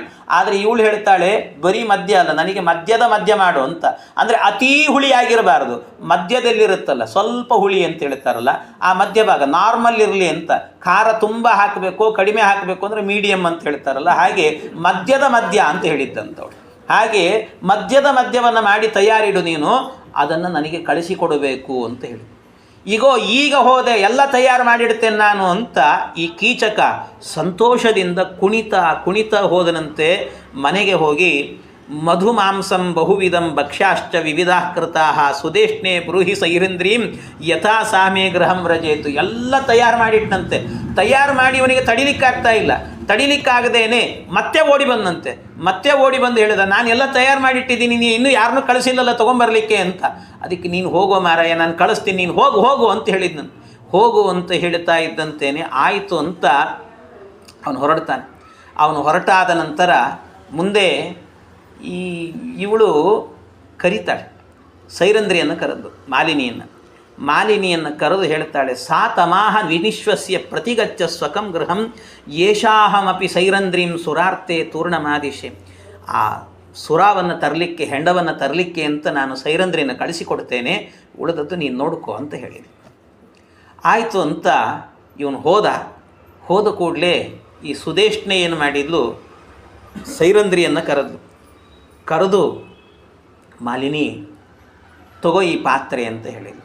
ಅದು ಎಂಥದ್ದು ಅಂದರೆ ಬೆಳ್ಳಿಯ ಪಾತ್ರೆ, ಅದಕ್ಕೆ ಅಲ್ಲಲ್ಲಿ ಈ ಬಂಗಾರದ ನೀರನ್ನು ಕುಡಿಸಿದ್ರಂತೆ ಅದಕ್ಕೆ. ಅಂಥ ಒಂದು ಪಾತ್ರೆ, ಅಂಥ ಪಾತ್ರೆಯನ್ನು ಹಿಡ್ಕೊಂಡು ಇದು ತಗೋ ಅಂತ ಕೊಟ್ಟರು.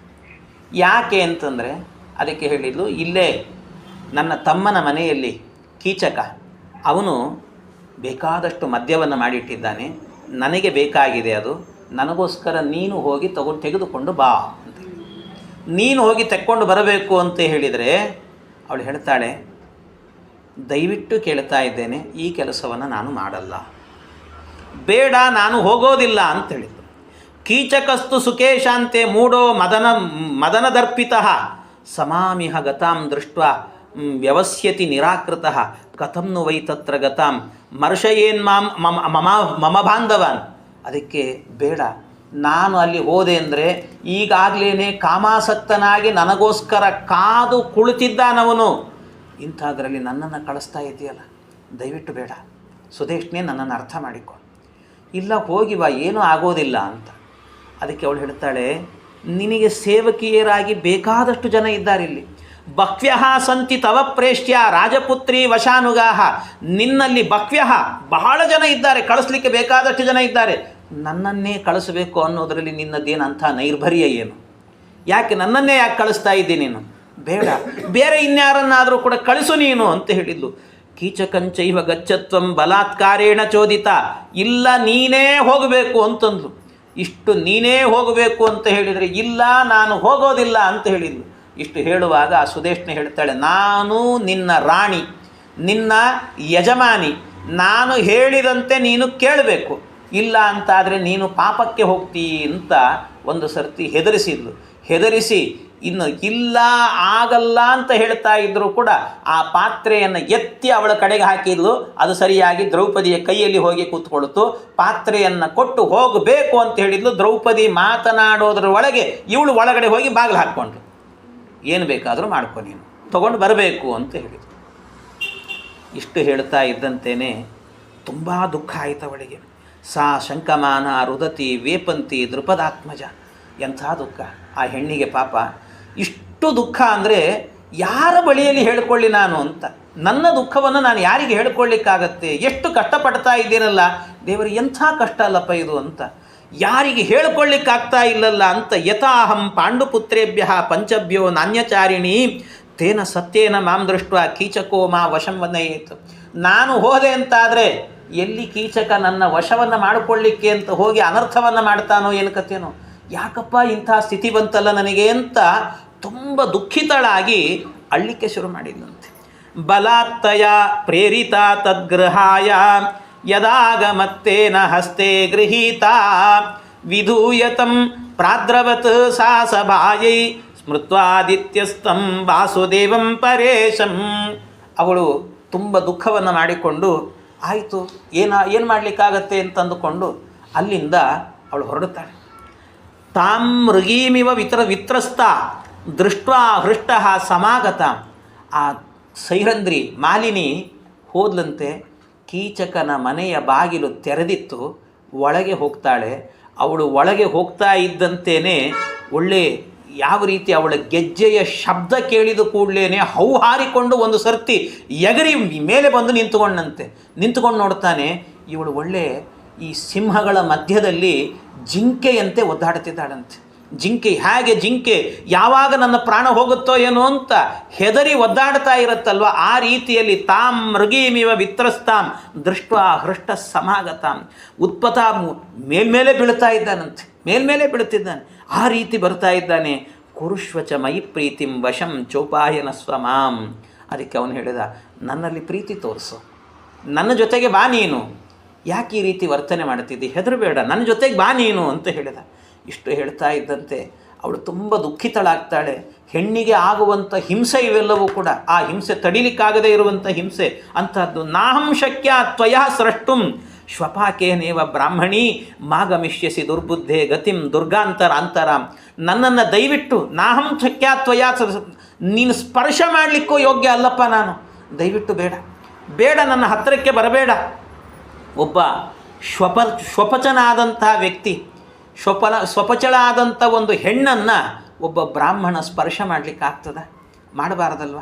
ಯಾಕೆಂದರೆ ಶ್ವಪಚಳು ಅಂತಂದರೆ ಪ್ರತಿನಿತ್ಯವೂ ಕೂಡ ಅವರ ಬದುಕು ಹೇಗಿರುತ್ತೆ ಅಂದರೆ, ಶ್ವಪಚರ ಬದುಕು ಎನ್ನುವಂಥದ್ದು ಪ್ರತಿನಿತ್ಯವೂ ಕೂಡ ಅವರ ಬಾಯಲ್ಲಿ ಆಡುವ ಮಾತು ಏನು ಅಂತಂದರೆ ಬರೀ ಹೊಲಸೊಲಸು ಮಾತುಗಳನ್ನೇ ಆಡ್ತಿರ್ತಾರಂತೆ, ಕೆಟ್ಟ ಅಪಶಬ್ದಗಳನ್ನು ಆಡ್ತಿರ್ತಾರೆ. ಬ್ರಾಹ್ಮಣರು ಎಂಥವ್ರು ಇರ್ತಾರೆ, ಬ್ರಾಹ್ಮಣರ ಮಾತು ಪ್ರತಿನಿತ್ಯವೂ ಕೂಡ ಹರಿನಾಮ ಸ್ಮರಣೆ ಬರ್ತಿರ್ತದಂತೆ. ಅಂತಹ ಸ್ಮರಣೆ ಬರುವಂಥ ನಾಲಿಗೆ ಬ್ರಾಹ್ಮಣರದಾಗಿರ್ತದೆ. ಅದೇ ಬ್ರಾಹ್ಮಣರ ಕೈ ಎನ್ನುವಂಥದ್ದು ಪ್ರತಿನಿತ್ಯ ಸಾಳಗ್ರಾಮವನ್ನು ಸ್ಪರ್ಶ ಮಾಡುತ್ತೆ. ನಮ್ಮದು ನಿತ್ಯ ದನಮಾಂಸವನ್ನು ಕಡಿಯುವಂತಹ ಕೈಗಳು. ಅದರಿಂದ ಒಬ್ಬ ಬ್ರಾಹ್ಮಣನಾದಂಥ ವ್ಯಕ್ತಿಗೆ ಯಾವ ರೀತಿಯಲ್ಲಿ ಶ್ವಪಚರನ್ನು ಮುಟ್ಲಿಕ್ಕೆ ಆಗೋದಿಲ್ವೋ ಆ ರೀತಿ ನಾನಿದ್ದೇನೆ, ದಯವಿಟ್ಟು ನನ್ನನ್ನು ಸ್ಪರ್ಶ ಮಾಡಬೇಡ ಅಂತ ಪಿಪಾಸಿತಾಚ ಕೈಕೇಯಿ ತೂರ್ಣಂ ಮಮಾದಿಶತ್. ಅದಕ್ಕೆ ಅವಳು ಹೇಳ್ತಾಳೆ, ಇಲ್ಲ ನೋಡು ಅಲ್ಲಿ ಕಾಯ್ತಾ ಇದ್ದಾಳೆ ಸುದೇಶ್ನೆ, ನೀನೇನೋ ಮದ್ಯವನ್ನು ಕೊಡ್ತೇನೆ ಅಂತ ಹೇಳಿದ್ದೀಯಂತೆ, ಅದನ್ನು ಕೊಟ್ಟರೆ ನಾನು ತೊಗೊಂಡು ಹೋಗ್ತೀನಿ, ದಯವಿಟ್ಟು ನನ್ನ ಹತ್ತಿರಕ್ಕೆ ಬರಬೇಡ ಅಂಥೇಳಿ. ಅವನು ಹತ್ತಿರಕ್ಕೆ ಬಂದು ಒಂದು ಸರ್ತಿ ಕೆಟ್ಟದಾಗಿ ಅವಳ ಹತ್ತಿರದಲ್ಲಿ, ಅದು ಹೇಗಿತ್ತು ಅಂದರೆ, ಈ ದ್ರೌಪದಿಯ ದೇಹವೇ ಸಹಜವಾದ ದೇಹ ಅಂತೆ. ಅವಳು ಎಲ್ಲಿಯಾದರೂ ನಿಂತುಕೊಂಡ್ಲು ಅಂತಾದರೆ ಅವಳು ಯಾವುದೇ ರೀತಿಯಾದಂಥ ಮೈಗೆ ಬೇಕಾಗಿರುವಂಥ ಬಾಡಿ ಪರ್ಫ್ಯೂಮ್ ಅಂತ ಹೇಳ್ತಾರೆ, ಇವು ಯಾವುದು ಹಾಕ್ಕೊಳ್ಬೇಕಾಗಿಲ್ಲ. ಅವಳು ಸಹಜವಾಗಿ ಅವಳಲ್ಲೊಂದು ಗಂಧ ಇತ್ತಂತೆ. ಆ ಗಂಧ ಹೇಗಿತ್ತು ಅಂದರೆ, ಸುಮಾರು ಏನಿಲ್ಲ ಅಂದರೂ ಕೂಡ 3-4 ಕಿಲೋಮೀಟ್ರ್ ತನಕಲ್ಲೂ ಕೂಡ ದ್ರೌಪದಿ ಒಂದು ಕಡೆ ಇದ್ದರೆ ಹತ್ತಿರದಲ್ಲಿ ದ್ರೌಪದಿ ಇದ್ದಾಳೆ ಅಂತ ಹೇಳ್ತಿದ್ರಂತೆ. ಅಂತಹ ಒಂದು ಸೌಗಂಧ್ಯ ಎನ್ನುವಂಥದ್ದು ಅವಳ ಮೈಯಿಂದ ಬರ್ತಿತ್ತಂತೆ ಯಾವಾಗಲೂ ಕೂಡ. ಅಂಥ ಸೌಂದರ್ಯ ಅವಳದ್ದು. ಅವನೊಂದು ಸರ್ತಿ ಆ ಗಂಧವನ್ನೆಲ್ಲವನ್ನು ಕೂಡ ಅಲ್ಲೇ ಹತ್ತಿರದಲ್ಲೇ ನಿಂತುಕೊಂಡು ಒಂದು ಸರ್ತಿ ಮೂಗಿನಿಂದ ಒಳಗೆ ಎಳೆದನಂತೆ, ಒಂದು ಸರ್ತಿ ಅಸಖ್ಯವಾಗಿ ಮಾಡಿದ್ನಂತೆ. ಇಷ್ಟು ಅಸಖ್ಯವನ್ನು ಮಾಡ್ತಾ ಇರುವಾಗ ಆ ಸೈರಂಧ್ರಿ ದುಃಖಿತಳಾಗಿ ಹೇಳ್ತಾಳೆ, ಬೇಗ ಆದಷ್ಟು ಬೇಗ ಕೊಟ್ಟುಬಿಡು, ನಾನು ತೊಗೊಂಡು ಹೋಗ್ತೇನೆ ಅಂತ ಹೇಳಿದರೆ, ಆಗ ಅವನು ಹೇಳ್ತಾನೆ, ಅಯ್ಯೋ ನನ್ನ ಅಕ್ಕ ಸುದೇಶ್ನೆ ನಿನ್ನನ್ನು ಕಳಿಸಿದ್ದಾಳೆ ಅಂದರೆ ಯಾಕೆ ಕಳಿಸಿದ್ದಾಳೆ? ನೀನು ಈ ಮದ್ಯವನ್ನು ತೊಗೊಂಡು ಹೋಗ್ಲಿಕ್ಕೆ ಕಳಿಸಿದ್ದಾಳೆ ಅವಳೇನಾದರೂ ಕೂಡ ಅಲ್ಲ. ಮತ್ತೇನು ಅಂತಂದರೆ, ಈ ಮದ್ಯವನ್ನು ತೊಗೊಂಡು ಹೋಗಲಿಕ್ಕೆ ಅಂತ ಬೇಕಾದಷ್ಟು ಜನ ಸೇವಕಿಯರಿದ್ದಾರೆ, ಆದರೂ ನಿನ್ನನ್ನು ಕಳಿಸಿದ್ದು ಯಾಕೆ ಅಂದರೆ ನನ್ನ ವಶ ನೀನಾಗಬೇಕು ಅನ್ನೋದಕ್ಕೋಸ್ಕರ ಕಳಿಸಿದ್ದು. ಆದ್ದರಿಂದ ನೀನು ಅದಕ್ಕೋಸ್ಕರ ಬಂದದ್ದಲ್ಲ. ಇತ್ಯುಕ್ತ ದಕ್ಷಿಣೇ ಪಾಣವು ಸೂತಪುತ್ರ ಪರಾಮೃಶತ್ತು. ಇಷ್ಟು ಹೇಳ್ತಾನೆ ತಡಿಲಿಕ್ಕೆ ಆಗದೆ ಅವನಿಗೆ ಒಂದು ಸರ್ತಿ ಆ ಮಾಲಿನಿಯ ಸೈರಂಧ್ರಿಯ ಬಲಗೈಯನ್ನು ಒಂದು ಸರ್ತಿ ಗಬಕ್ಕಂತ ಹಿಡದೇ ಬಿಟ್ಟನಂತ. ಒಂದು ಸರ್ತಿ ಆ ಕೈಯನ್ನು ಹಿಡ್ಕೊಳ್ಳಿಕ್ಕೆ ಪುರುಸೊತ್ತಿಲ್ಲ, ಆ ಸ್ಪರ್ಶವೇ ತಡಿಲಿಕ್ಕಾಗದೇನೆ ಒಂದು ರೀತಿಯಲ್ಲಿ ಹಿಂಸೆ ಆಗಿ ಒಂದು ಸರ್ತಿ ತನ್ನ ಕೈಯನ್ನು ಕೊಸರಿಕೊಂಡು ಒಮ್ಮೆ ಅದನ್ನು ಬಿಚ್ಚಿಕೊಂಡು ಕೈಯನ್ನು ಅವಳ ಕೈಯಿಂದ ಬಿಡಿಸಿಕೊಂಡು ಓಡಿದ್ಲು ಅಲ್ಲಿಂದ. ಒಂದು ಸರ್ತಿ ಆ ಪಾತ್ರೆಯನ್ನು ಬಿಸಾಡಿ ಓಡಲಿಕ್ಕೆ ಶುರು ಮಾಡಿದ್ದಂತೆ. ಓಡಲಿಕ್ಕೆ ಶುರು ಮಾಡಬೇಕಾದ್ರೆ ಇವನು ಹಿಂದಿನಿಂದ ಓಡಿ ಬರ್ತಾನೆ. ಓಡಿ ಬಂದು ಅವಳ ತಲೆ ಮುಡಿಗೆ ಕೈ ಹಾಕಿದ್ದಂತೆ. ಒಂದು ಸರ್ತಿ ತಲೆ ಮುಡಿಗೆ ಕೈ ಹಾಕ್ತಾ ಇದ್ದಂತೇನೆ ಹಾಗೆ ಓಡಿ ಬರ್ತಾ ಇದ್ದಾಳೆ. ತಲೆಮುಡಿ ಕೈ ಹಾಕಿದರೂ ಕೂಡ ಒಂದು ಬಾಗಿಲನ್ನು ತೆಕ್ಕೊಂಡು ಒಳಗೆ ಬಂದರೆ ಅಲ್ಲಿ ವಿರಾಟರಾಜನ ಸಭೆ. ಆ ಸಭೆಯಲ್ಲಿ ಈ ಕಡೆಯಿಂದ ಕಂಕಸ್ವಾಮಿಗಳು ಮತ್ತು ವಿರಾಟರಾಜ ಇಬ್ಬರು ಪಗಡೆ ಆಟ ಆಡ್ತಿದ್ದಾರೆ. ಅಷ್ಟು ಜನ ನೋಡ್ತಾ ಇದ್ದಾರೆ. ನೋಡುವಾಗಲೇ ಸಭಾಯಾಂ ಪಶ್ಯತೋ ರಾಜ್ಞೋ ವಿರಾಟಸ್ಯ ಮಹಾತ್ಮನಃ ಬ್ರಾಹ್ಮಣಾನಾಂಚ ವೃದ್ಧಾನಾಂ ಕ್ಷತ್ರಿಯಾಣಾಂಚ ಪಶ್ಯತಾಂ.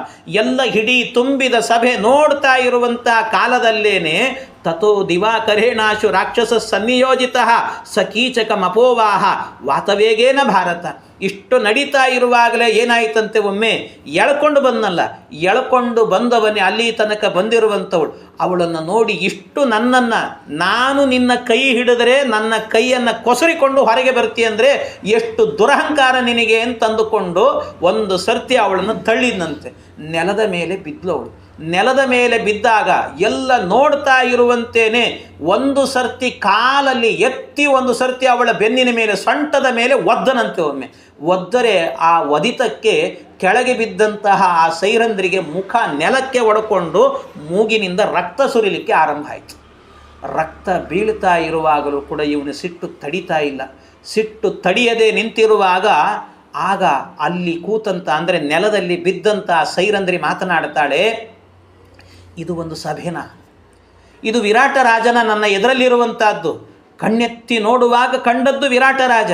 ವಿರಾಟ ರಾಜನನ್ನು ನೋಡಿ ಇವನೊಬ್ಬ ರಾಜನ. ಯಾಕೆ ಅಂದರೆ ಧರ್ಮ, ನ್ಯಾಯ, ನೀತಿ ಅನ್ನುವಂಥದ್ದು ಎಲ್ಲಿ ಇರುತ್ತೋ ಅಂಥದ್ದನ್ನು ಸಭೆ ಅಂತ ಕರೀತಾರೆ. ಆ ಸಭೆಯ ಮಧ್ಯದಲ್ಲಿ ಕೂತಿರುವಂಥ ಧಾರ್ಮಿಕನಾದ ವ್ಯಕ್ತಿಯನ್ನು ರಾಜ ಅಂತ ಕರೀತಾರೆ.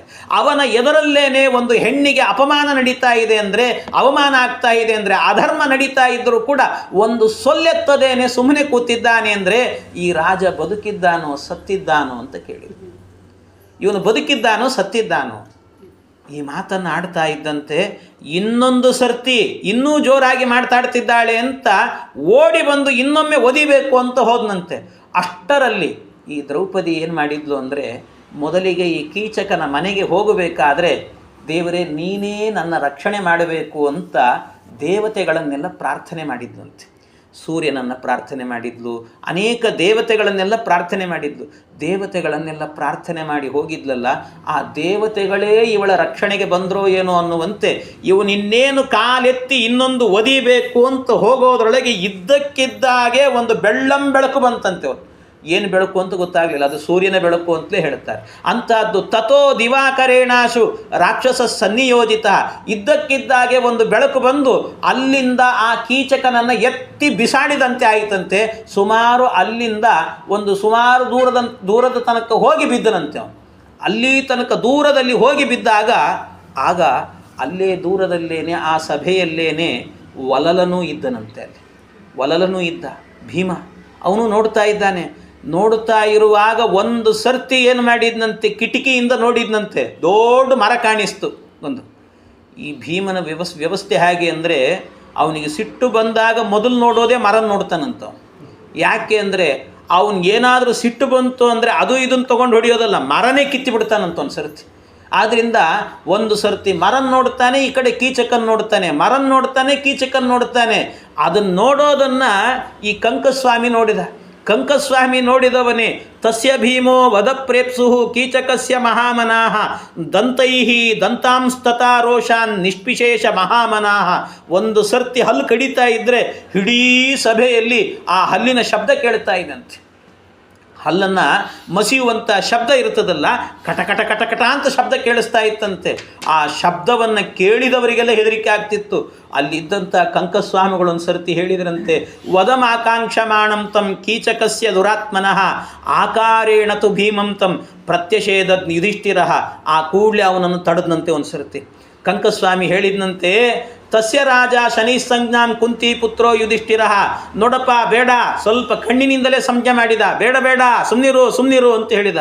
ಸುಮ್ಮನಿರು ಯಾಕೆ ಅಂತಂದರೆ ಈಗಾಗಲೇ ಅದು ಹಣ್ಣಾಗಿದೆ, ಚೆನ್ನಾಗಿ ಹಣ್ಣಾಗಿದೆ, ಇನ್ನೇನು ತುಂಬ ಹೊತ್ತೇನು ಕಾಯಬೇಕಾಗಿಲ್ಲ, ನಿನ್ನ ಅಡಿಗೆ ಮನೆಗೆ ಬರ್ತದೆ, ಚೆನ್ನಾಗಿ ಹೆಚ್ಚು ಹಾಕಿ ಬಿಡ್ಬೋದು, ಆಮೇಲೆ ಬೇಕಾದ್ರೆ ಹೋಳಾಗಿ ಬಿಡ್ತದೆ ಅದು. ಆದ್ದರಿಂದ ಏನು ಭಾಳ ಅವಸರ ಮಾಡಲಿಕ್ಕೆ ಹೋಗಬೇಡ ನೀನು ಅಂತ ಈ ಮಾತುಗಳನ್ನು ಹೇಳಿದ್ನಂತೆ. ಅದು ಅವನಿಗೆ ಮಾತ್ರ ಅರ್ಥ ಆಗಿರಬೇಕು. ಅಂದರೆ ಇದು ಅಜ್ಞಾತವಾಸ. ಅಜ್ಞಾತವಾಸದಲ್ಲಿ ನಾವೇನಾದರೂ ಕೂಡ ಸ್ವಲ್ಪ ಅಜಾಗರೂಕರಾಗಿ ನಡ್ಕೊಂಡ್ವಿ ಅಂತಾದರೆ ಮತ್ತೆ 12 ವರ್ಷ ವನವಾಸ, ಮತ್ತೊಂದು ವರ್ಷ ಅಜ್ಞಾತವಾಸ ಇದೆ. ಅದರಿಂದ ಬೇಡ ಅಂತ ಈ ಸೂಚನೆಯನ್ನು ಕೊಟ್ಟನಂತೆ. ಭೀಮಸೇನಸ್ತು ತದ್ವಾಕ್ಯಂ ಶ್ರುತ್ವ ಪರಪುರಂಜಯ ಸಹಸೋತ್ಪತ್ತಿ ತಂ ಕೋಪಂ ನ್ಯಯಚ್ಚ ಧೃತಿಮಾನ್ ಬಲಾತ್. ಸಿಟ್ಟು ಹೇಗಿರಬೇಕು ಅನ್ನೋದಕ್ಕೆ ಬೇಕಂತ ಸಿಟ್ಟು ಹಾಗೆ ಕಮ್ಮಿ ಮಾಡುವಂಥ ಗುಣವೂ ಕೂಡ ಇರಬೇಕಂತ. ಕೆಲವು ಸಿಟ್ಟು ಬಂದರೆ ನಮಗೆ ಗೊತ್ತೇ ಆಗಲ್ಲ, ನಾವು ಸಿಟ್ಟಿಗೆ ನಮ್ಮ ಇಡೀ ಬುದ್ಧಿಯನ್ನೆಲ್ಲ ಸಿಟ್ಟಿನ ಕೈ ಕೊಟ್ಬಿಡ್ತೇವೆ. ಹಾಗಾಗಬಾರದು. ಸಿಟ್ಟು ನಮ್ಮ ಕೈಯಲ್ಲಿರಬೇಕಂತೆ, ನಮ್ಮ ಕೈಯಲ್ಲಿರಬೇಕು. ಆ ರೀತಿ ನಮ್ಮ ಸಿಟ್ಟಿರಬೇಕು ಅಂತ ಹೇಳ್ತಾರೆ. ಸಿಟ್ಟು ಅನ್ನುವಂಥದ್ದು ಕೂಡಲೇ ಕ್ಷಣ ಮಾತ್ರದಲ್ಲೇ ಕಡಿಮೆ ಮಾಡಿಕೊಡ್ಬೇಕು. ಸಿಟ್ಟು ಮಾಡಿಕೊಂಡ್ರಿ ಏನಾಗುತ್ತೆ ಹೇಳಿ? ಏನು ಮಾಡಬಹುದು ನಾವು? ಅನರ್ಥವನ್ನು ಬಿಟ್ಟರೆ ಮತ್ತೇನೂ ಮಾಡಲಿಕ್ಕೆ ಸಾಧ್ಯ ಇಲ್ಲ ಸಿಟ್ಟಿನಿಂದ. ಸಿಟ್ಟು ಬಂತು ಅಂದರೆ ಇನ್ನೊಬ್ಬರ ಮೇಲೆ ಏನಾದರೂ ಮಾಡಿ ಹಲ್ಲೆ ಮಾಡಿ ಅನರ್ಥವೇ ಮಾಡ್ತೇವೆ ಬಿಟ್ಟರೆ ಒಳ್ಳೆಯದನ್ನಂತೂ ಮಾಡಲಿಕ್ಕಾಗಲ್ಲ. ಆದ್ದರಿಂದ ಅದನ್ನು ಹತೋಟಿಯಲ್ಲಿ ತೆಗೆದುಕೊಳ್ಳಬೇಕು ಅಂತ ಹೇಳ್ತಾರೆ. ಉತ್ತಮಾನಾಂ ಕ್ಷಣಕೋಪಸ್ಯಾತಂತ. ಯಾವಾಗಲೂ ಉತ್ತಮರ ಕೋಪ ಇರ್ತದಲ್ಲ, ಜ್ಞಾನಿಗಳಾದವರ ಕೋಪ ಇರ್ತದಲ್ಲ, ಅದು ಹೇಗಿರ್ತದೆ ಅಂದರೆ ಕ್ಷಣಕೋಪಸ್ಯಾತ್. ಯಾರಿಗಾರು ಸಿಟ್ಟು ಬಂತು ಅಂದರೆ, ತುಂಬ ಉತ್ತಮರಾಗಿದ್ದರು ಸಿಟ್ಟು ಬರ್ತದಂತೆ, ಉತ್ತಮ ವ್ಯಕ್ತಿಗಳಿಗೂ ಸಿಟ್ಟು ಬರ್ತದೆ. ಅದು ಹೇಗಿರುತ್ತೆ ಅಂದರೆ ಕ್ಷಣಕೋಪ. ಒಂದು ಕ್ಷಣ ಮಾತ್ರ ಕೋಪ ಬರ್ತದಂತವ್ರಿಗೆ, ಆಮೇಲೆ ಮತ್ತಿಲ್ಲ, ಕೋಪ ಹೋಗ್ಬಿಡ್ತದಂತೆ. ಒಂದು ಕ್ಷಣ ಅಷ್ಟೇ ಸಿಟ್ಟು ಮಾಡಿಕೊಡ್ತಾರೆ. ಆದರೆ ಈ ಮಧ್ಯಮರು ಇರ್ತಾರಲ್ಲ ಅವ್ರಿಗೆ ಎಷ್ಟು ಅಂದರೆ ದಿನಾಂತಂತೂ ಮಧ್ಯಮಾಹ ಅಂತ, ಒಂದು ದಿನದ ತನಕ ಇರ್ತದಂತೆ ಸಿಟ್ಟು ಅವ್ರಿಗೆ, ಒಂದು ದಿನದ ತನಕ. ಹಾಗಾಗಿ ಒಂದು ದಿನದ ತನಕ ಯಾರ ಜೊತೆಗೂ ಮಾತಾಡಲ್ಲ ಅವರು, ಮತ್ತು ಮರುದಿವಸಕ್ಕೆ ಮತ್ತೆ ಸರಿ ಆಗಿಬಿಡ್ತಾರೆ. ಹಾಗಿರ್ತದೆ.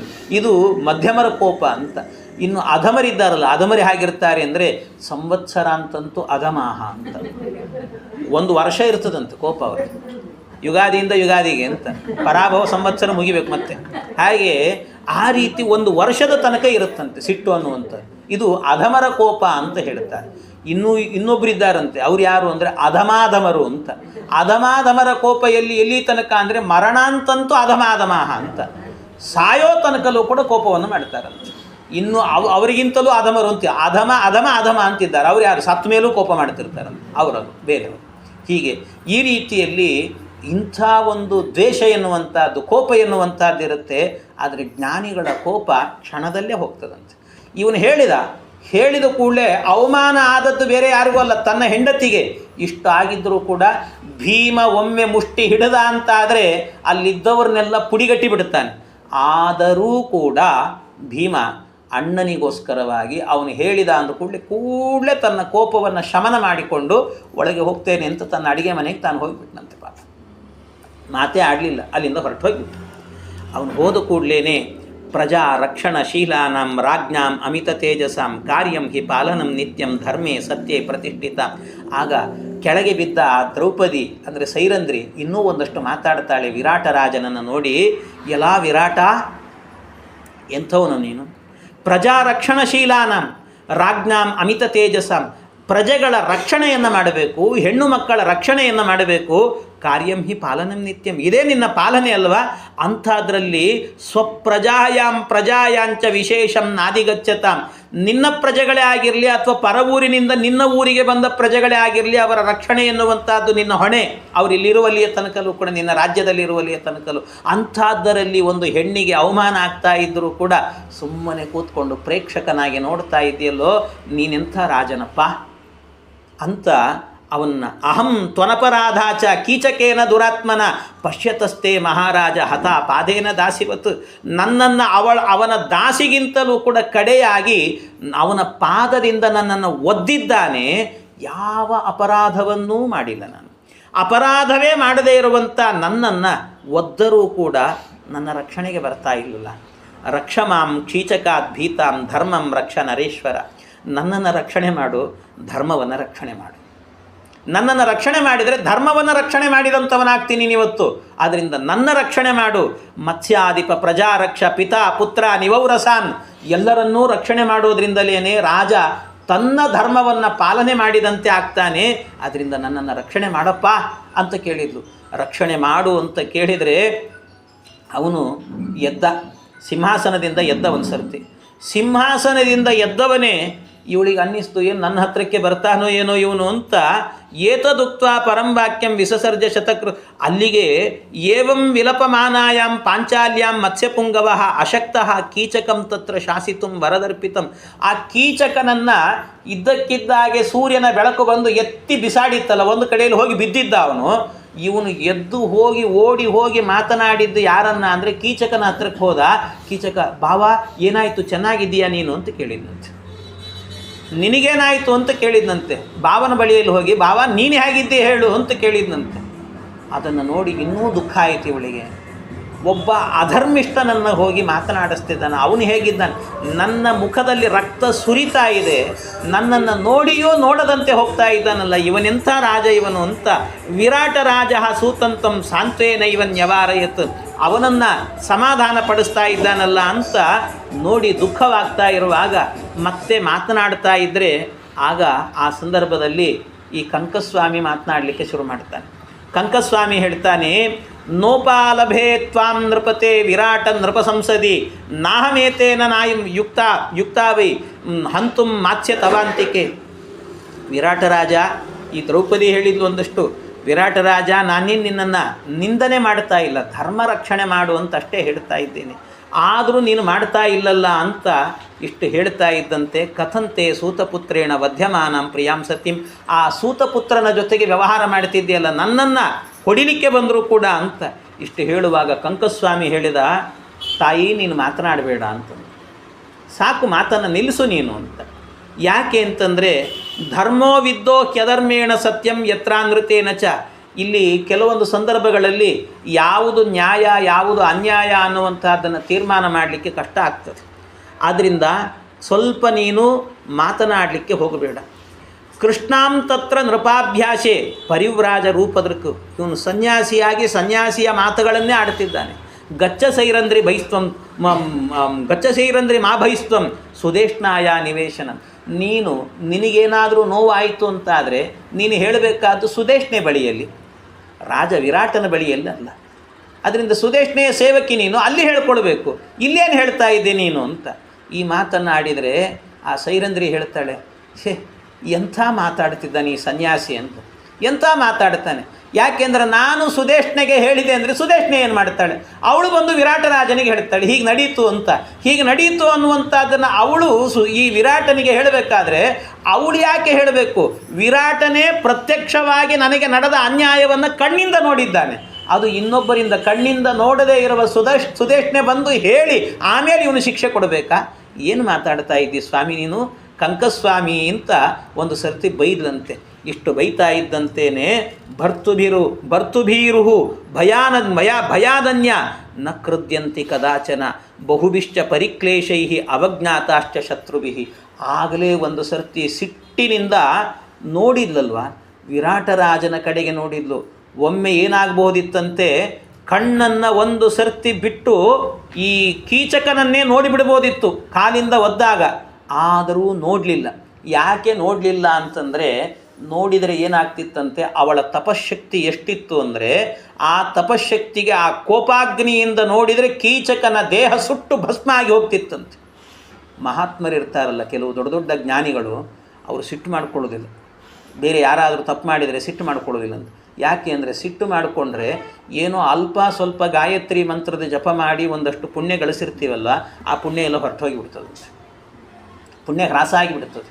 ಆದ್ದರಿಂದ ತಪಸ್ಸು ಮಾಡಿದ್ದೆಲ್ಲವೂ ಕೂಡ ಕೋಪವೆನ್ನುವಂತಹ ಅಗ್ನಿ ನಮ್ಮ ತಪಸ್ಸಿನ ಪುಣ್ಯವನ್ನು ಸುಟ್ಟು ಬಿಡುತ್ತದಂತೆ. ಅದಕ್ಕೋಸ್ಕರ ದೊಡ್ಡ ದೊಡ್ಡ ಜ್ಞಾನಿಗಳು ಇದಕ್ಕೆ ಬಲಿಯಾಗಿದ್ದಾರೆ ಅಂತ ಹೇಳ್ತಾರೆ. ವಾದರಾಜ ಸ್ವಾಮಿಗಳು ಒಂದು ಕಡೆ ಹೇಳ್ತಾರೆ, ವಾದರಾಜರು ಹೇಳಬೇಕಾದ್ರೆ ದೊಡ್ಡ ದೊಡ್ಡ ಜ್ಞಾನಿಗಳಂತೆ ಋಷಿಗಳೆಲ್ಲರೂ ಕೂಡ ಏನು ವಿಶ್ವಾಮಿತ್ರರ ತಪಸ್ಸು ಅಂದರೆ ಸಾಮಾನ್ಯವೇ, ವಸಿಷ್ಠರ ತಪಸ್ಸು ಅಂದರೆ ಸಾಮಾನ್ಯವೇ, ಎಂತಿಂಥ ತಪಸ್ಸನ್ನು ಮಾಡಿದ್ದಾರೆ. ಅಂಥವರು ಕೂಡ ಏನು ಮಾಡಿದ್ದಾರೆ ಅಂದರೆ ಅವರ ಎದುರಲ್ಲಿ ಅಳುಕು ಬಳಕನ್ನು ಮಾಡಿಕೊಂಡು ರಂಬೆ ಊರ್ವಶಿಯರು ಬಂದಾಗ ಅವರಿಗೆ ಶಾಪವನ್ನು ಕೊಟ್ಟು ಅವರ ತಪಸ್ಸಿನ ಪುಣ್ಯವನ್ನೆಲ್ಲ ಕಳ್ಕೊಂಡ್ಬಿಟ್ಟಿದ್ದಾರಂತೆ. ಕೆಲವರು ತಲೆಯೂರಿ ತಪಗೈದು ಪುಣ್ಯವ ಗಳಿಸಿದ್ದರೇನೂ ಫಲವಿಲ್ಲ, ಜ್ವಲಿಸುವ ಕೋಪದಿ ಶಾಪವ ಕೊಡುವರು ಲಲನೆಯನಿವರು ಒಲಿಸುವರೇ. ಇವರೆಲ್ಲ ಜ್ವಲಿಸುವ ಕೋಪದಿ ಶಾಪವ ಕೊಡುವರು. ಅದರಿಂದ ಅಂಥ ಈ ಕೋಪ ಅನ್ನುವಂಥದ್ದಿದೆಯಲ್ಲ ಆ ರೀತಿ ಮಾಡುತ್ತೆ. ಅದರಿಂದಾಗಿ ಯದಿತೆ ಸಮಯಕ್ಕಶ್ಚಿತ್ ಕೃತೋ ಕ್ಯಾಯತ ಲೋಚನೆ ತಂ ಸ್ವರಸ್ವ ಕ್ಷಮಾಶೀಲೆ ಕ್ಷಮಾ ಧರ್ಮೋಕ್ಯನುತ್ತಮ. ಅದರಿಂದ ಇದನ್ನು ಹೇಳ್ತಾ ಇದ್ದರೆ ಈ ಧರ್ಮರಾಜ ಹೇಳ್ತಾನೆ, ಬೇಡ ಇದು ಕೋಪ ಮಾಡಿಕೊಳ್ಳುವಂಥ ಕಾಲ ಅಲ್ಲ ಅಂತೇಳಿ. ಅದಕ್ಕೆ ಅವಳು ಕೋಪ ಮಾಡಿಕೊಳ್ಳಿಲ್ಲ ಅಂತೆ. ಕೋಪ ಮಾಡಿಕೊಂಡಿದ್ದರೆ ಯದ್ಯಪಿ ಹೇಗಾಯಿತು ಅಂದರೆ, ಒಂದು ಸರ್ತಿ ದುಶ್ಯಾಸನನೂ ಕೂಡ ಇವಳ ತಲೆಮುಡಿಗೆ ಕೈ ಹಾಕಿ ಎಳ್ಕೊಂಡು ಬಂದು ನಿಂತಾಗ ದುಶ್ಯಾಸನನನ್ನು ಕೂಡ ಆಗಲೇ ಕೊಂದು ಬಿಡಬಹುದಿತ್ತು ದ್ರೌಪದಿ, ಆದರೂ ಕೊಲ್ಲಿಲ್ಲ. ತನ್ನ ಕೋಪಾಗ್ನಿ ಅಂದರೆ ಕೋಪದಿಂದ ತುಂಬಿರುವಂಥ ಅಗ್ನಿಯಿಂದ ತುಂಬಿರುವಂಥ ಕಣ್ಣುಗಳನ್ನು ಬಿಟ್ಟು ನೋಡಿದ್ದು ಯಾರನ್ನ ಅಂದರೆ ಸುತ್ತಮುತ್ತಲೂ ಇದ್ದಂಥ ರತ್ನ ವಜ್ರ ವೈಡೂರ್ಯಗಳನ್ನು ನೋಡಿದ್ದು. ಅದೆಲ್ಲ ಸುಟ್ಟೋಯ್ತಂತ ಒಂದು ಸರ್ತಿ, ಅದೆಲ್ಲ ಸುಟ್ಟೋಯ್ತು. ಅವಳ ತಪಶಕ್ತಿ ಅಂತ ಹೇಳ್ತಾರೆ. ಹಾಗೆ ಅಂಥ ತಪಶಕ್ತಿ ಎನ್ನುವಂಥದ್ದಿತ್ತು. ನನಗೆ ಇದನ್ನೆಲ್ಲ ಹೇಳುವಾಗ ನಮ್ಮ ಗುರುಗಳು ನೆನಪಾಗ್ತಾರೆ. ಪೇಜಾವರ ಸ್ವಾಮಿಗಳು. ಪೇಜಾವರ ಸ್ವಾಮಿಗಳು ಅನೇಕ ಬಾರಿ ನಾವು ನೋಡಿದ್ದೇವೆ. ಅನೇಕ ಬಾರಿ ಅವರ ಪರ್ಯಾಯದ ಕಾಲ ಒಂದು ಸಂದರ್ಭ.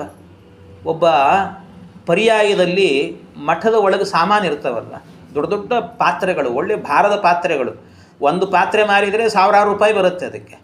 ಅಂಥ ಪಾತ್ರೆಗಳನ್ನು ಕಳ್ಳತನ ಮಾಡಬೇಕು ಅಂತ ಒಬ್ಬ ವ್ಯಕ್ತಿ ಬಂದಿದ್ದ ಮಠದ ಒಳಗೆ. ಕಳ್ಳತನ ಮಾಡಬೇಕಾದ್ರೆ ಸಿಗಾಕೊಂಡ್ಬಿಟ್ಟ ಅವನು.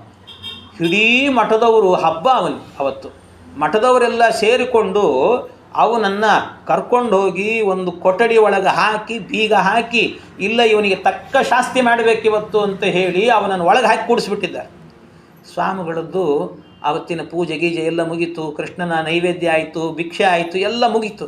ಮುಗಿದಾದ ನಂತರ ಮಧ್ಯಾಹ್ನದ ಹೊತ್ತಿಗೆ ಅವರು ತಮ್ಮ ಕೊಠಡಿ ಹತ್ತಿರಕ್ಕೆ ಬರಬೇಕಷ್ಟೆ.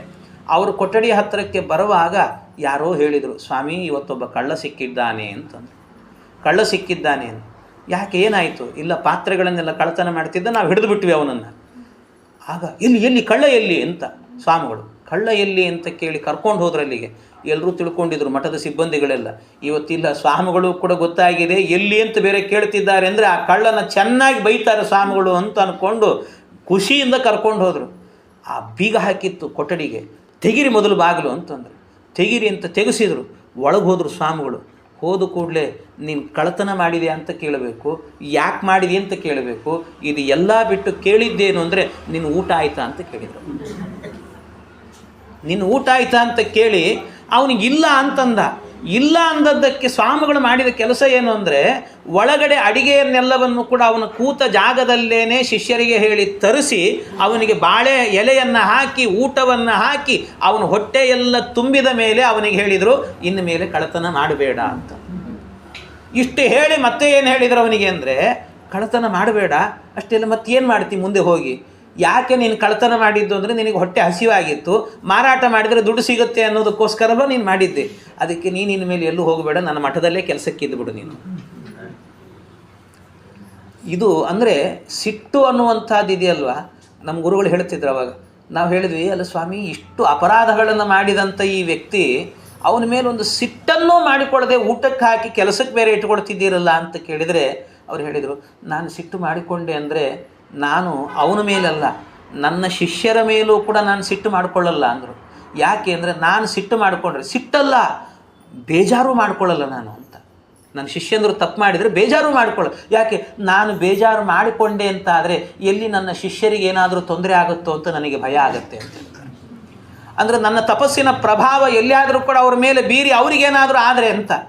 ಜ್ಞಾನಿಗಳಾದವರು ಹೀಗಿರ್ತಾರೆ ಅನ್ನೋದಕ್ಕೆ ಇದೆಲ್ಲ ನಿದರ್ಶನ.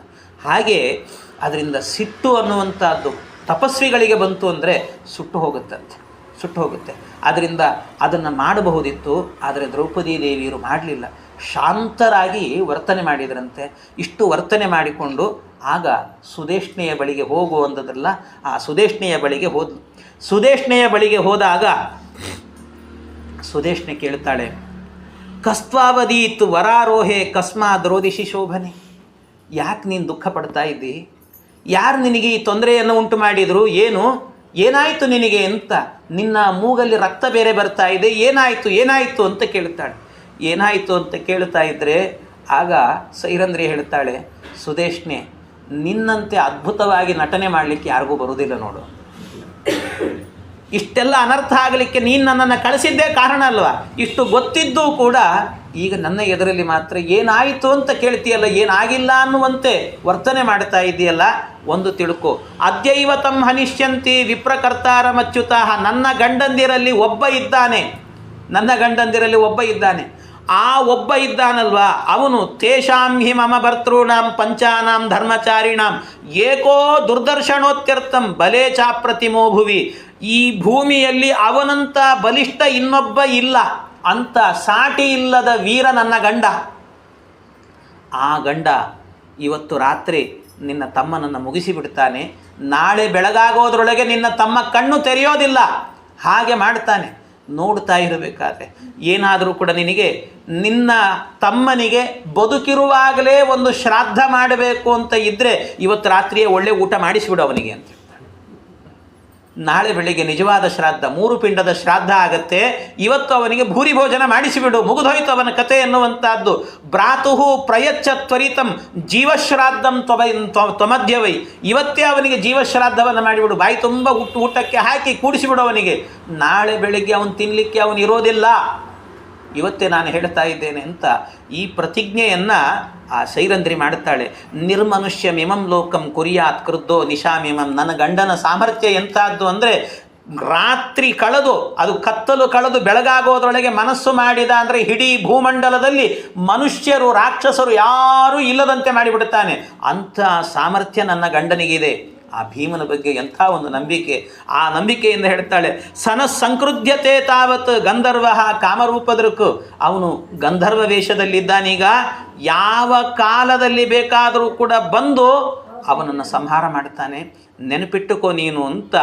ನೂನಂ ತಕ್ಷಣೇ ಕೀಚಕ ಪಾಪ ಸಪುತ್ರ ಭ್ರಾತೃ ಬಾಂಧವ ವಿನಶಿಷ್ಯತಿ ದುಷ್ಟಾತ್ಮ ಯಥಾ ದುಷ್ಕೃತ ಕರ್ಮಕೃತ್.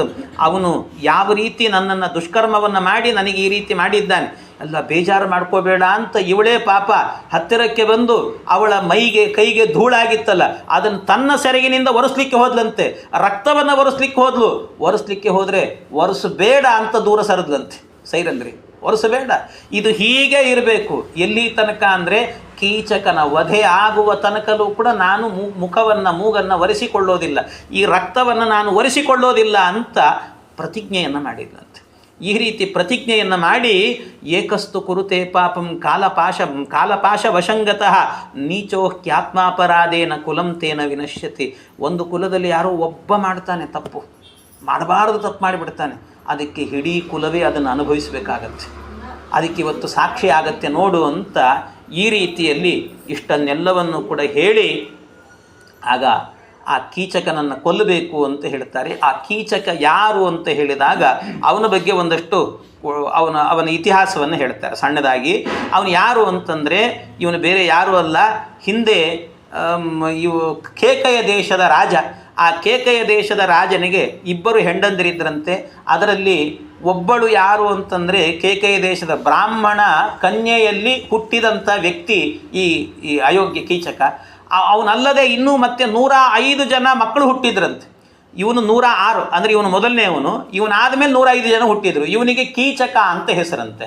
ಇವನಿಗೆ ಯಾಕೆ ಕೀಚಕ ಅಂತ ಹೆಸರಿಟ್ಟಿದ್ರು ಅಂತಂದರೆ, ಕೀಚಕ ಅಂತ ಹೇಳಿದರೆ ಇವನು ಹುಟ್ಟಿದ ಕಾಲದಲ್ಲಿ ಕೀಚಕಗಳೆಲ್ಲವೂ ಕೂಡ ಕೂಗುತ್ತಾ ಇದ್ವಂತೆ, ಅದು ಗಾಳಿ ಬಡ್ಕೊಂಡು ಕೂಗಾಡ್ತಿದ್ವಂತೆ. ಕೀಚಕ ಅಂತ ಹೇಳಿದರೆ ಈ ಬಿದಿರಿನ ಕಟ್ಟಿಗೆಗಳು, ಬಿದಿರಿನ ಮರ ಇರ್ತದಲ್ವ, ಈ ಬಿದಿರಿನ ಮರಗಳೆಲ್ಲವೂ ಕೂಡ ಜೋರು ಗಾಳಿ ಬಂದಾಗ ಆ ಕಡೆ ಈ ಕಡೆ ವಾಲಿಕೊಂಡು ಕಿರ್ರತ್ ಅದು ಕಿರಿಸ್ತಾ ಇರುತ್ತೆ, ಧ್ವನಿ ಮಾಡ್ತಾ ಇರುತ್ತಂತೆ. ಹಾಗಾಗಿ ಹಿಂದಿನ ಕಾಲದಲ್ಲೆಲ್ಲ ಪುರೋಹಿತರೇ ನಾಮಕರಣ ಮಾಡ್ತಾ ಇದ್ದದ್ದು. ಪುರೋಹಿತರು ನಾಮಕರಣ ಮಾಡುವಾಗ ಅವರು ಹುಟ್ಟಿದಾಗ ಏನಿರ್ತಿತ್ತೋ ಆ ಶಬ್ದದ ಮೇಲೆ ಅದನ್ನು ಮಾಡ್ತಿದ್ರಂತೆ ನಾಮಕರಣಗಳನ್ನು. ಆದ್ದರಿಂದ ಇವನಿಗೆ ಕೀಚಕ ಅಂತ. ಕೀಚಕ ವೇಣವಸ್ತೆ ಸ್ಯುಹು ಯೇಸ್ವನಂತ್ಯನಿಲೋದ್ಧತಾಹ ಅಂತ ಹೇಳ್ತಾರೆ. ಈ ವೇಣು ಅಂದರೆ ಬಿದಿರಿನಿಂದಲೇ ಮಾಡೋದಲ್ವ ವೇಣು, ಹಾಗಾಗಿ ಅದೆಲ್ಲವೂ ಕೂಡ ಕೀಚಕಗಳು ಅಂತ ಕರೀತಾರೆ ಅಂತ. ಇದು ಕೆಟ್ಟ ಜಾತಿಗೆ ಸೇರಿದಂಥ ಕೀಚಕ ಇವನು, ಆದ್ದರಿಂದ ಆ ಹೆಸರನ್ನೇ ಇಟ್ಟಿದ್ರು. ಇವನ ತಮ್ಮಂದರಿಗೆಲ್ಲರಿಗೂ ಕೂಡ ಉಪಕೀಚಕರು ಅಂತ ಹೆಸರಿಟ್ಟಿದ್ರಂತೆ. ಅವರು ಅಷ್ಟು ಜನರಿಗೆ ಏನು ಹೆಸರಿಡೋದು, ಮತ್ತೆ ಅದಕ್ಕೆಲ್ಲರಿಗೂ ಉಪಕೀಚಕರು ಅಂತ ಇಟ್ಬಿಟ್ಟಿದ್ರಂತೆ ಹೆಸರು. ಹಾಗೆ ಇಂಥ ಹೆಸರು ಇದೇ ರೀತಿ ಅಂದರೆ ಮಹಾಭಾರತದಲ್ಲಿ ಅಲ್ಲಲ್ಲಿ ಬರ್ತದೆ ನಮಗೆ. ಅಂದರೆ ದ್ರೋಣಾಚಾರ್ಯ ಇದ್ರಲ್ವ, ದ್ರೋಣಾಚಾರ್ಯರಿಗೆ ಕೃಪಿಯಲ್ಲಿ ಒಬ್ಬ ಮಗ ಹುಟ್ಟಿದ ಕೂಡಲೇ ಅವನೇನು ಮಾಡಿದ್ನಂತೆ, ಅಳಬೇಕಲ್ಲ, ಎಲ್ಲ ಮಕ್ಕಳು ಹುಟ್ಟಿದ ಕೂಡಲೇ ಅಳ್ತಾರೆ. ಆದರೆ ಈ ಮಗು ಮಾತ್ರ ಏನು ಮಾಡಿತಂತೆ, ಕುದುರೆಯಂತೆ ಕೆನದನಂತೆ. ಅವನು ಕುದುರೆಯಂತೆ ಕೆನತದಷ್ಟು ಧ್ವನಿ ಬಂತು. ಆ ಕೆನತದ ಧ್ವನಿ ಬಂದದ್ದರಿಂದಾಗಿ ಅವನಿಗೆ ಅಶ್ವತ್ಥಾಮ ಅಂತ ಹೆಸರಿಟ್ರಂತೆ. ಅಶ್ವತ್ಥಾಮ ಅಂತ. ಅದೇ ಇವನಿದ್ದಾನಲ್ವ ದುರ್ಯೋಧನ ಇದ್ದಾನಲ್ಲ, ದುರ್ಯೋಧನನಿಗೆ ಏನು ಹೆಸರಿಟ್ರು ಅಂದರೆ ಕೌರವ ಅಂತ ಹೆಸರಿಟ್ರಂತೆ. ಕೌರವ ಅಂತ. ಯಾಕೆ ಕೌರವ ಅಂದರೆ ಕುರುವಂಶದಲ್ಲಿ ಹುಟ್ಟಿದವರು. ಆದರೆ ಕೌರವ ಅಂತ ಪಾಂಡವರಿಗೂ ಕೂಡ ಇದೆ, ಆದರೆ ಪಾಂಡವರನ್ನ ಹೆಚ್ಚಾಗಿ ಕೌರವ ಅಂತ ಕರೆಯೋದಿಲ್ಲ. ಅಲ್ಲಲ್ಲಿ ಕೆಲವು ಕಡೆ ಕರೀತಾರೆ, ಆದರೆ ಹೆಚ್ಚು ಬಳಕೆ ಇರುವಂಥದ್ದು ಎಲ್ಲಿ ಅಂದರೆ ದುರ್ಯೋಧನನಲ್ಲೇ ಕೌರವ ಅನ್ನುವಂಥ ಶಬ್ದ, ಕೌರವರು ಅಂತ ಹೇಳ್ತಾರೆ. ಯಾಕೆ ಆ ಶಬ್ದ ಅಂತ ಹೇಳಿದರೆ ಅದು ಇರುವಂಥದ್ದು ಯಾಕೆ ಅಂತಂದರೆ, ಅದು ಇವನು ಹುಟ್ಟಿದ್ನಲ್ವ ದುರ್ಯೋಧನ ಹುಟ್ಟಿದ ಕಾಲದಲ್ಲಿ ನರಿಗಳೆಲ್ಲವೂ ಕೂಡ ಸೇರಿಕೊಂಡು ಕೌ ಅಂತ ಕೂಗಿದ್ವಂಥವೆಲ್ಲವೂ ಕೂಡ. ಕೌ ಅಂತ ರವವನ್ನು ಮಾಡಿದರು. ರವ ಅಂತ ಹೇಳಿದರೆ ಧ್ವನಿ ಅಂತ ಅರ್ಥ. ಕೌ ಅನ್ನುವ ರವವನ್ನು ಮಾಡಿದ್ರಿಂದ ಅವನಿಗೆ ಕೌರವ ಅಂತ ಹೆಸರಿಟ್ಟರಂತೆ. ಅವನು ಹುಟ್ಟಿದಾಗ ಬರೀ ನರಿಗಳು ಮಾತ್ರ ಅಲ್ಲ, ಕತ್ತೆಗಳು ಕಿರಿಚಿದ್ವು, ಎಲ್ಲ ಆಯಿತು. ಇಷ್ಟೆಲ್ಲ ಆದಾಗ ಆಗ ವಿದುರನ್ನ ಈ ಧೃತರಾಷ್ಟ್ರ ಕೇಳ್ತಾನೆ, ಅಲ್ಲೋ ನನ್ನ ಮಗ ಹುಟ್ಟಿದಾಗ ಹೀಗೆಲ್ಲ ಧ್ವನಿ ಆಯ್ತಪ್ಪ, ನರಿಗಳೆಲ್ಲ ಕೂಗಿದ್ವು, ಕತ್ತೆಗಳು ಕಿರಿಚಿದ್ವು, ಇವೆಲ್ಲ ಆಯಿತು, ಏನಪ್ಪ ಏನಾಗುತ್ತೆ, ಇದಕ್ಕೇನಾದರೂ ಸಮಸ್ಯೆ ಇದೆಯಾ ಅಂದರೆ ಅದಕ್ಕೆ ವಿದುರ ಮೊದಲು ಹೇಳಿದ್ದಂತೆ, ಹಾಗಾದರೆ ಒಂದು ಕೆಲಸ ಮಾಡು, ಈಗಲೇ ಈ ಮಗುವನ್ನು ಎತ್ತಿಕೊಂಡು ಹೋಗಿ 4 ದಾರಿಗಳು ಸೇರುವಂಥ ಎಲ್ಲಿ ಬೀದಿ ಇರ್ತದಲ್ಲ ಆ ಬೀದಿಯಲ್ಲಿ ಬಿಸಾಕಿ ಬಾ ಇದನ್ನು ಅಂತ ಹೇಳಿದ್ದಂತೆ. ಅಲ್ಲಿ ಬಿಸಾಕಿ ಬಾ ಇದನ್ನು ಅಂತ ಹೇಳಿದ. ನನ್ನ ಮಗನೋ ಹಂಗೆ ಬಿಸಾಕ್ಲಿಕ್ಕಾಗತ್ತೆ ಅಂತಂದ. ಇವತ್ತು ಅನುಭವಿಸು ಅಂತ ಹೇಳಿದ. ಮುಂದೆ ಅನುಭವಿಸ್ತಿ ಅಂತ ಹೇಳಿದ ವಿದುರ. ಅದನ್ನ ಅನುಭವಿಸುವಂಥ ಸ್ಥಿತಿ ಬಂತವನಿಗೆ. ಅಂತೂ ಇದೆಲ್ಲ ಏನು ಅಂದರೆ ಹೆಸರುಗಳೆಲ್ಲವೂ ಕೂಡ ಅವರಿಗೆ ಈ ಹಿನ್ನೆಲೆಯಲ್ಲಿ ಬರ್ತಿತ್ತು. ಹಾಗೆ ಇವನಿಗೆ ಕೀಚಕ ಅನ್ನುವಂಥ ಹೆಸರಿಟ್ಟಿದ್ರು. ಈ ಕೀಚಕ ಏನು ಮಾಡಿದ್ದ ಅಂದರೆ, ಈ ಅಕ್ಕ ಇದ್ಲು, ಅಕ್ಕನನ್ನು ಈ ವಿರಾಟರಾಜನಿಗೆ ಕೊಟ್ಟು ಮದುವೆ ಮಾಡಿದ್ರು. ಆವತ್ತಿನಿಂದಲೂ ಕೂಡ ಈ ಕೀಚಕ ಏನು ಮಾಡಿಬಿಟ್ಟಿದ್ದ ಅಂದರೆ, ಅಕ್ಕನಿಗೂ ಇವನಿಗೂ ಸ್ವಲ್ಪ ಸ್ನೇಹ ಮೊದಲಿಂದಲೂ ಜಾಸ್ತಿ ಇತ್ತು. ಆದ್ದರಿಂದ ಅಕ್ಕ ಇರುವಲ್ಲೇ ಇರ್ತೇನೆ ಅಂತ ವಿರಾಟರಾಜನ ಆಸ್ಥಾನಕ್ಕೆ ಬಂದು ವಿರಾಟರಾಜನಿಗೆ ತೊಂದರೆ ಆಗದೇ ಇರುವಂತೆ ಉಳಿದವ್ರನ್ನೆಲ್ಲ ಹೊಡೆದು ಬಡಿದುಕೊಂಡು ಎಲ್ಲ ಸಂಪತ್ತುಗಳನ್ನು ತಂದು ಇಡ್ತಿದ್ದಂತೆ ಮನೆಯಲ್ಲಿ. ಆದ್ದರಿಂದ ವಿರಾಟನಿಗೂ ಸಮಸ್ಯೆ ಇಲ್ಲ, ನಾನು ಸುಖವಾಗಿದ್ದೀನಲ್ಲ ಅಂತ ಆರಾಮಿದ್ಬಿಟ್ಟಿದ್ದ ಅವನು. ಹೀಗೆ ಇದ್ದಂಥ ವ್ಯಕ್ತಿ ಈ ಕೀಚಕ ಅಂತ ಹೇಳ್ತಾರೆ. ಹೀಗೆ ಬ್ರಾಹ್ಮಣ್ಯಾಂ ಕ್ಷತ್ರಿಯಾಜ್ಜಾತಃ ಸೂತೋ ಭವತಿ ಪಾರ್ಥಿವ, ಬ್ರಾಹ್ಮಣ ಸ್ತ್ರೀಯಲ್ಲಿ ಕ್ಷತ್ರಿಯನಿಂದ ಹುಟ್ಟಿದಂಥ ವ್ಯಕ್ತಿ ಆದ್ದರಿಂದ ಇವನಿಗೆ ಸೂತ ಅಂತ ಕರೀತಿದ್ರಂತೆ. ಅಂಥ ವ್ಯಕ್ತಿ ಇವನು ಅಂತ. ಇಂಥ ಕೀಚಕ ಆ ಕೀಚಕನಿಂದ ಇಷ್ಟು ಅನುಭವಿಸಿದ್ದಾನೆ ಅಂತ ಇದೆಲ್ಲ ಹೇಳಿ, ಆ ಕೀಚಕ ನಾಳೆ ಇರೋದಿಲ್ಲ ಅಂತ ಸುದೇಶ್ನಿಗೆ ದ್ರೌಪದಿ ದೇವಿಯರು ಹೇಳಿದ್ಲು. ಹಾಗಾಗಿ ನಾಳೆ ಇರೋದಿಲ್ಲ ಅಂತ ಹೇಳಿದ್ದಾರೆ. ಅದರಿಂದ ನಾಳೆ ಏನಾಗುತ್ತೆ ಅನ್ನೋದನ್ನು ನಾಳೆಯೇ ನೋಡೋಣ ಅಂತ ಹೇಳ್ತಾ ಕೃಷ್ಣ ಅರ್ಪಣ.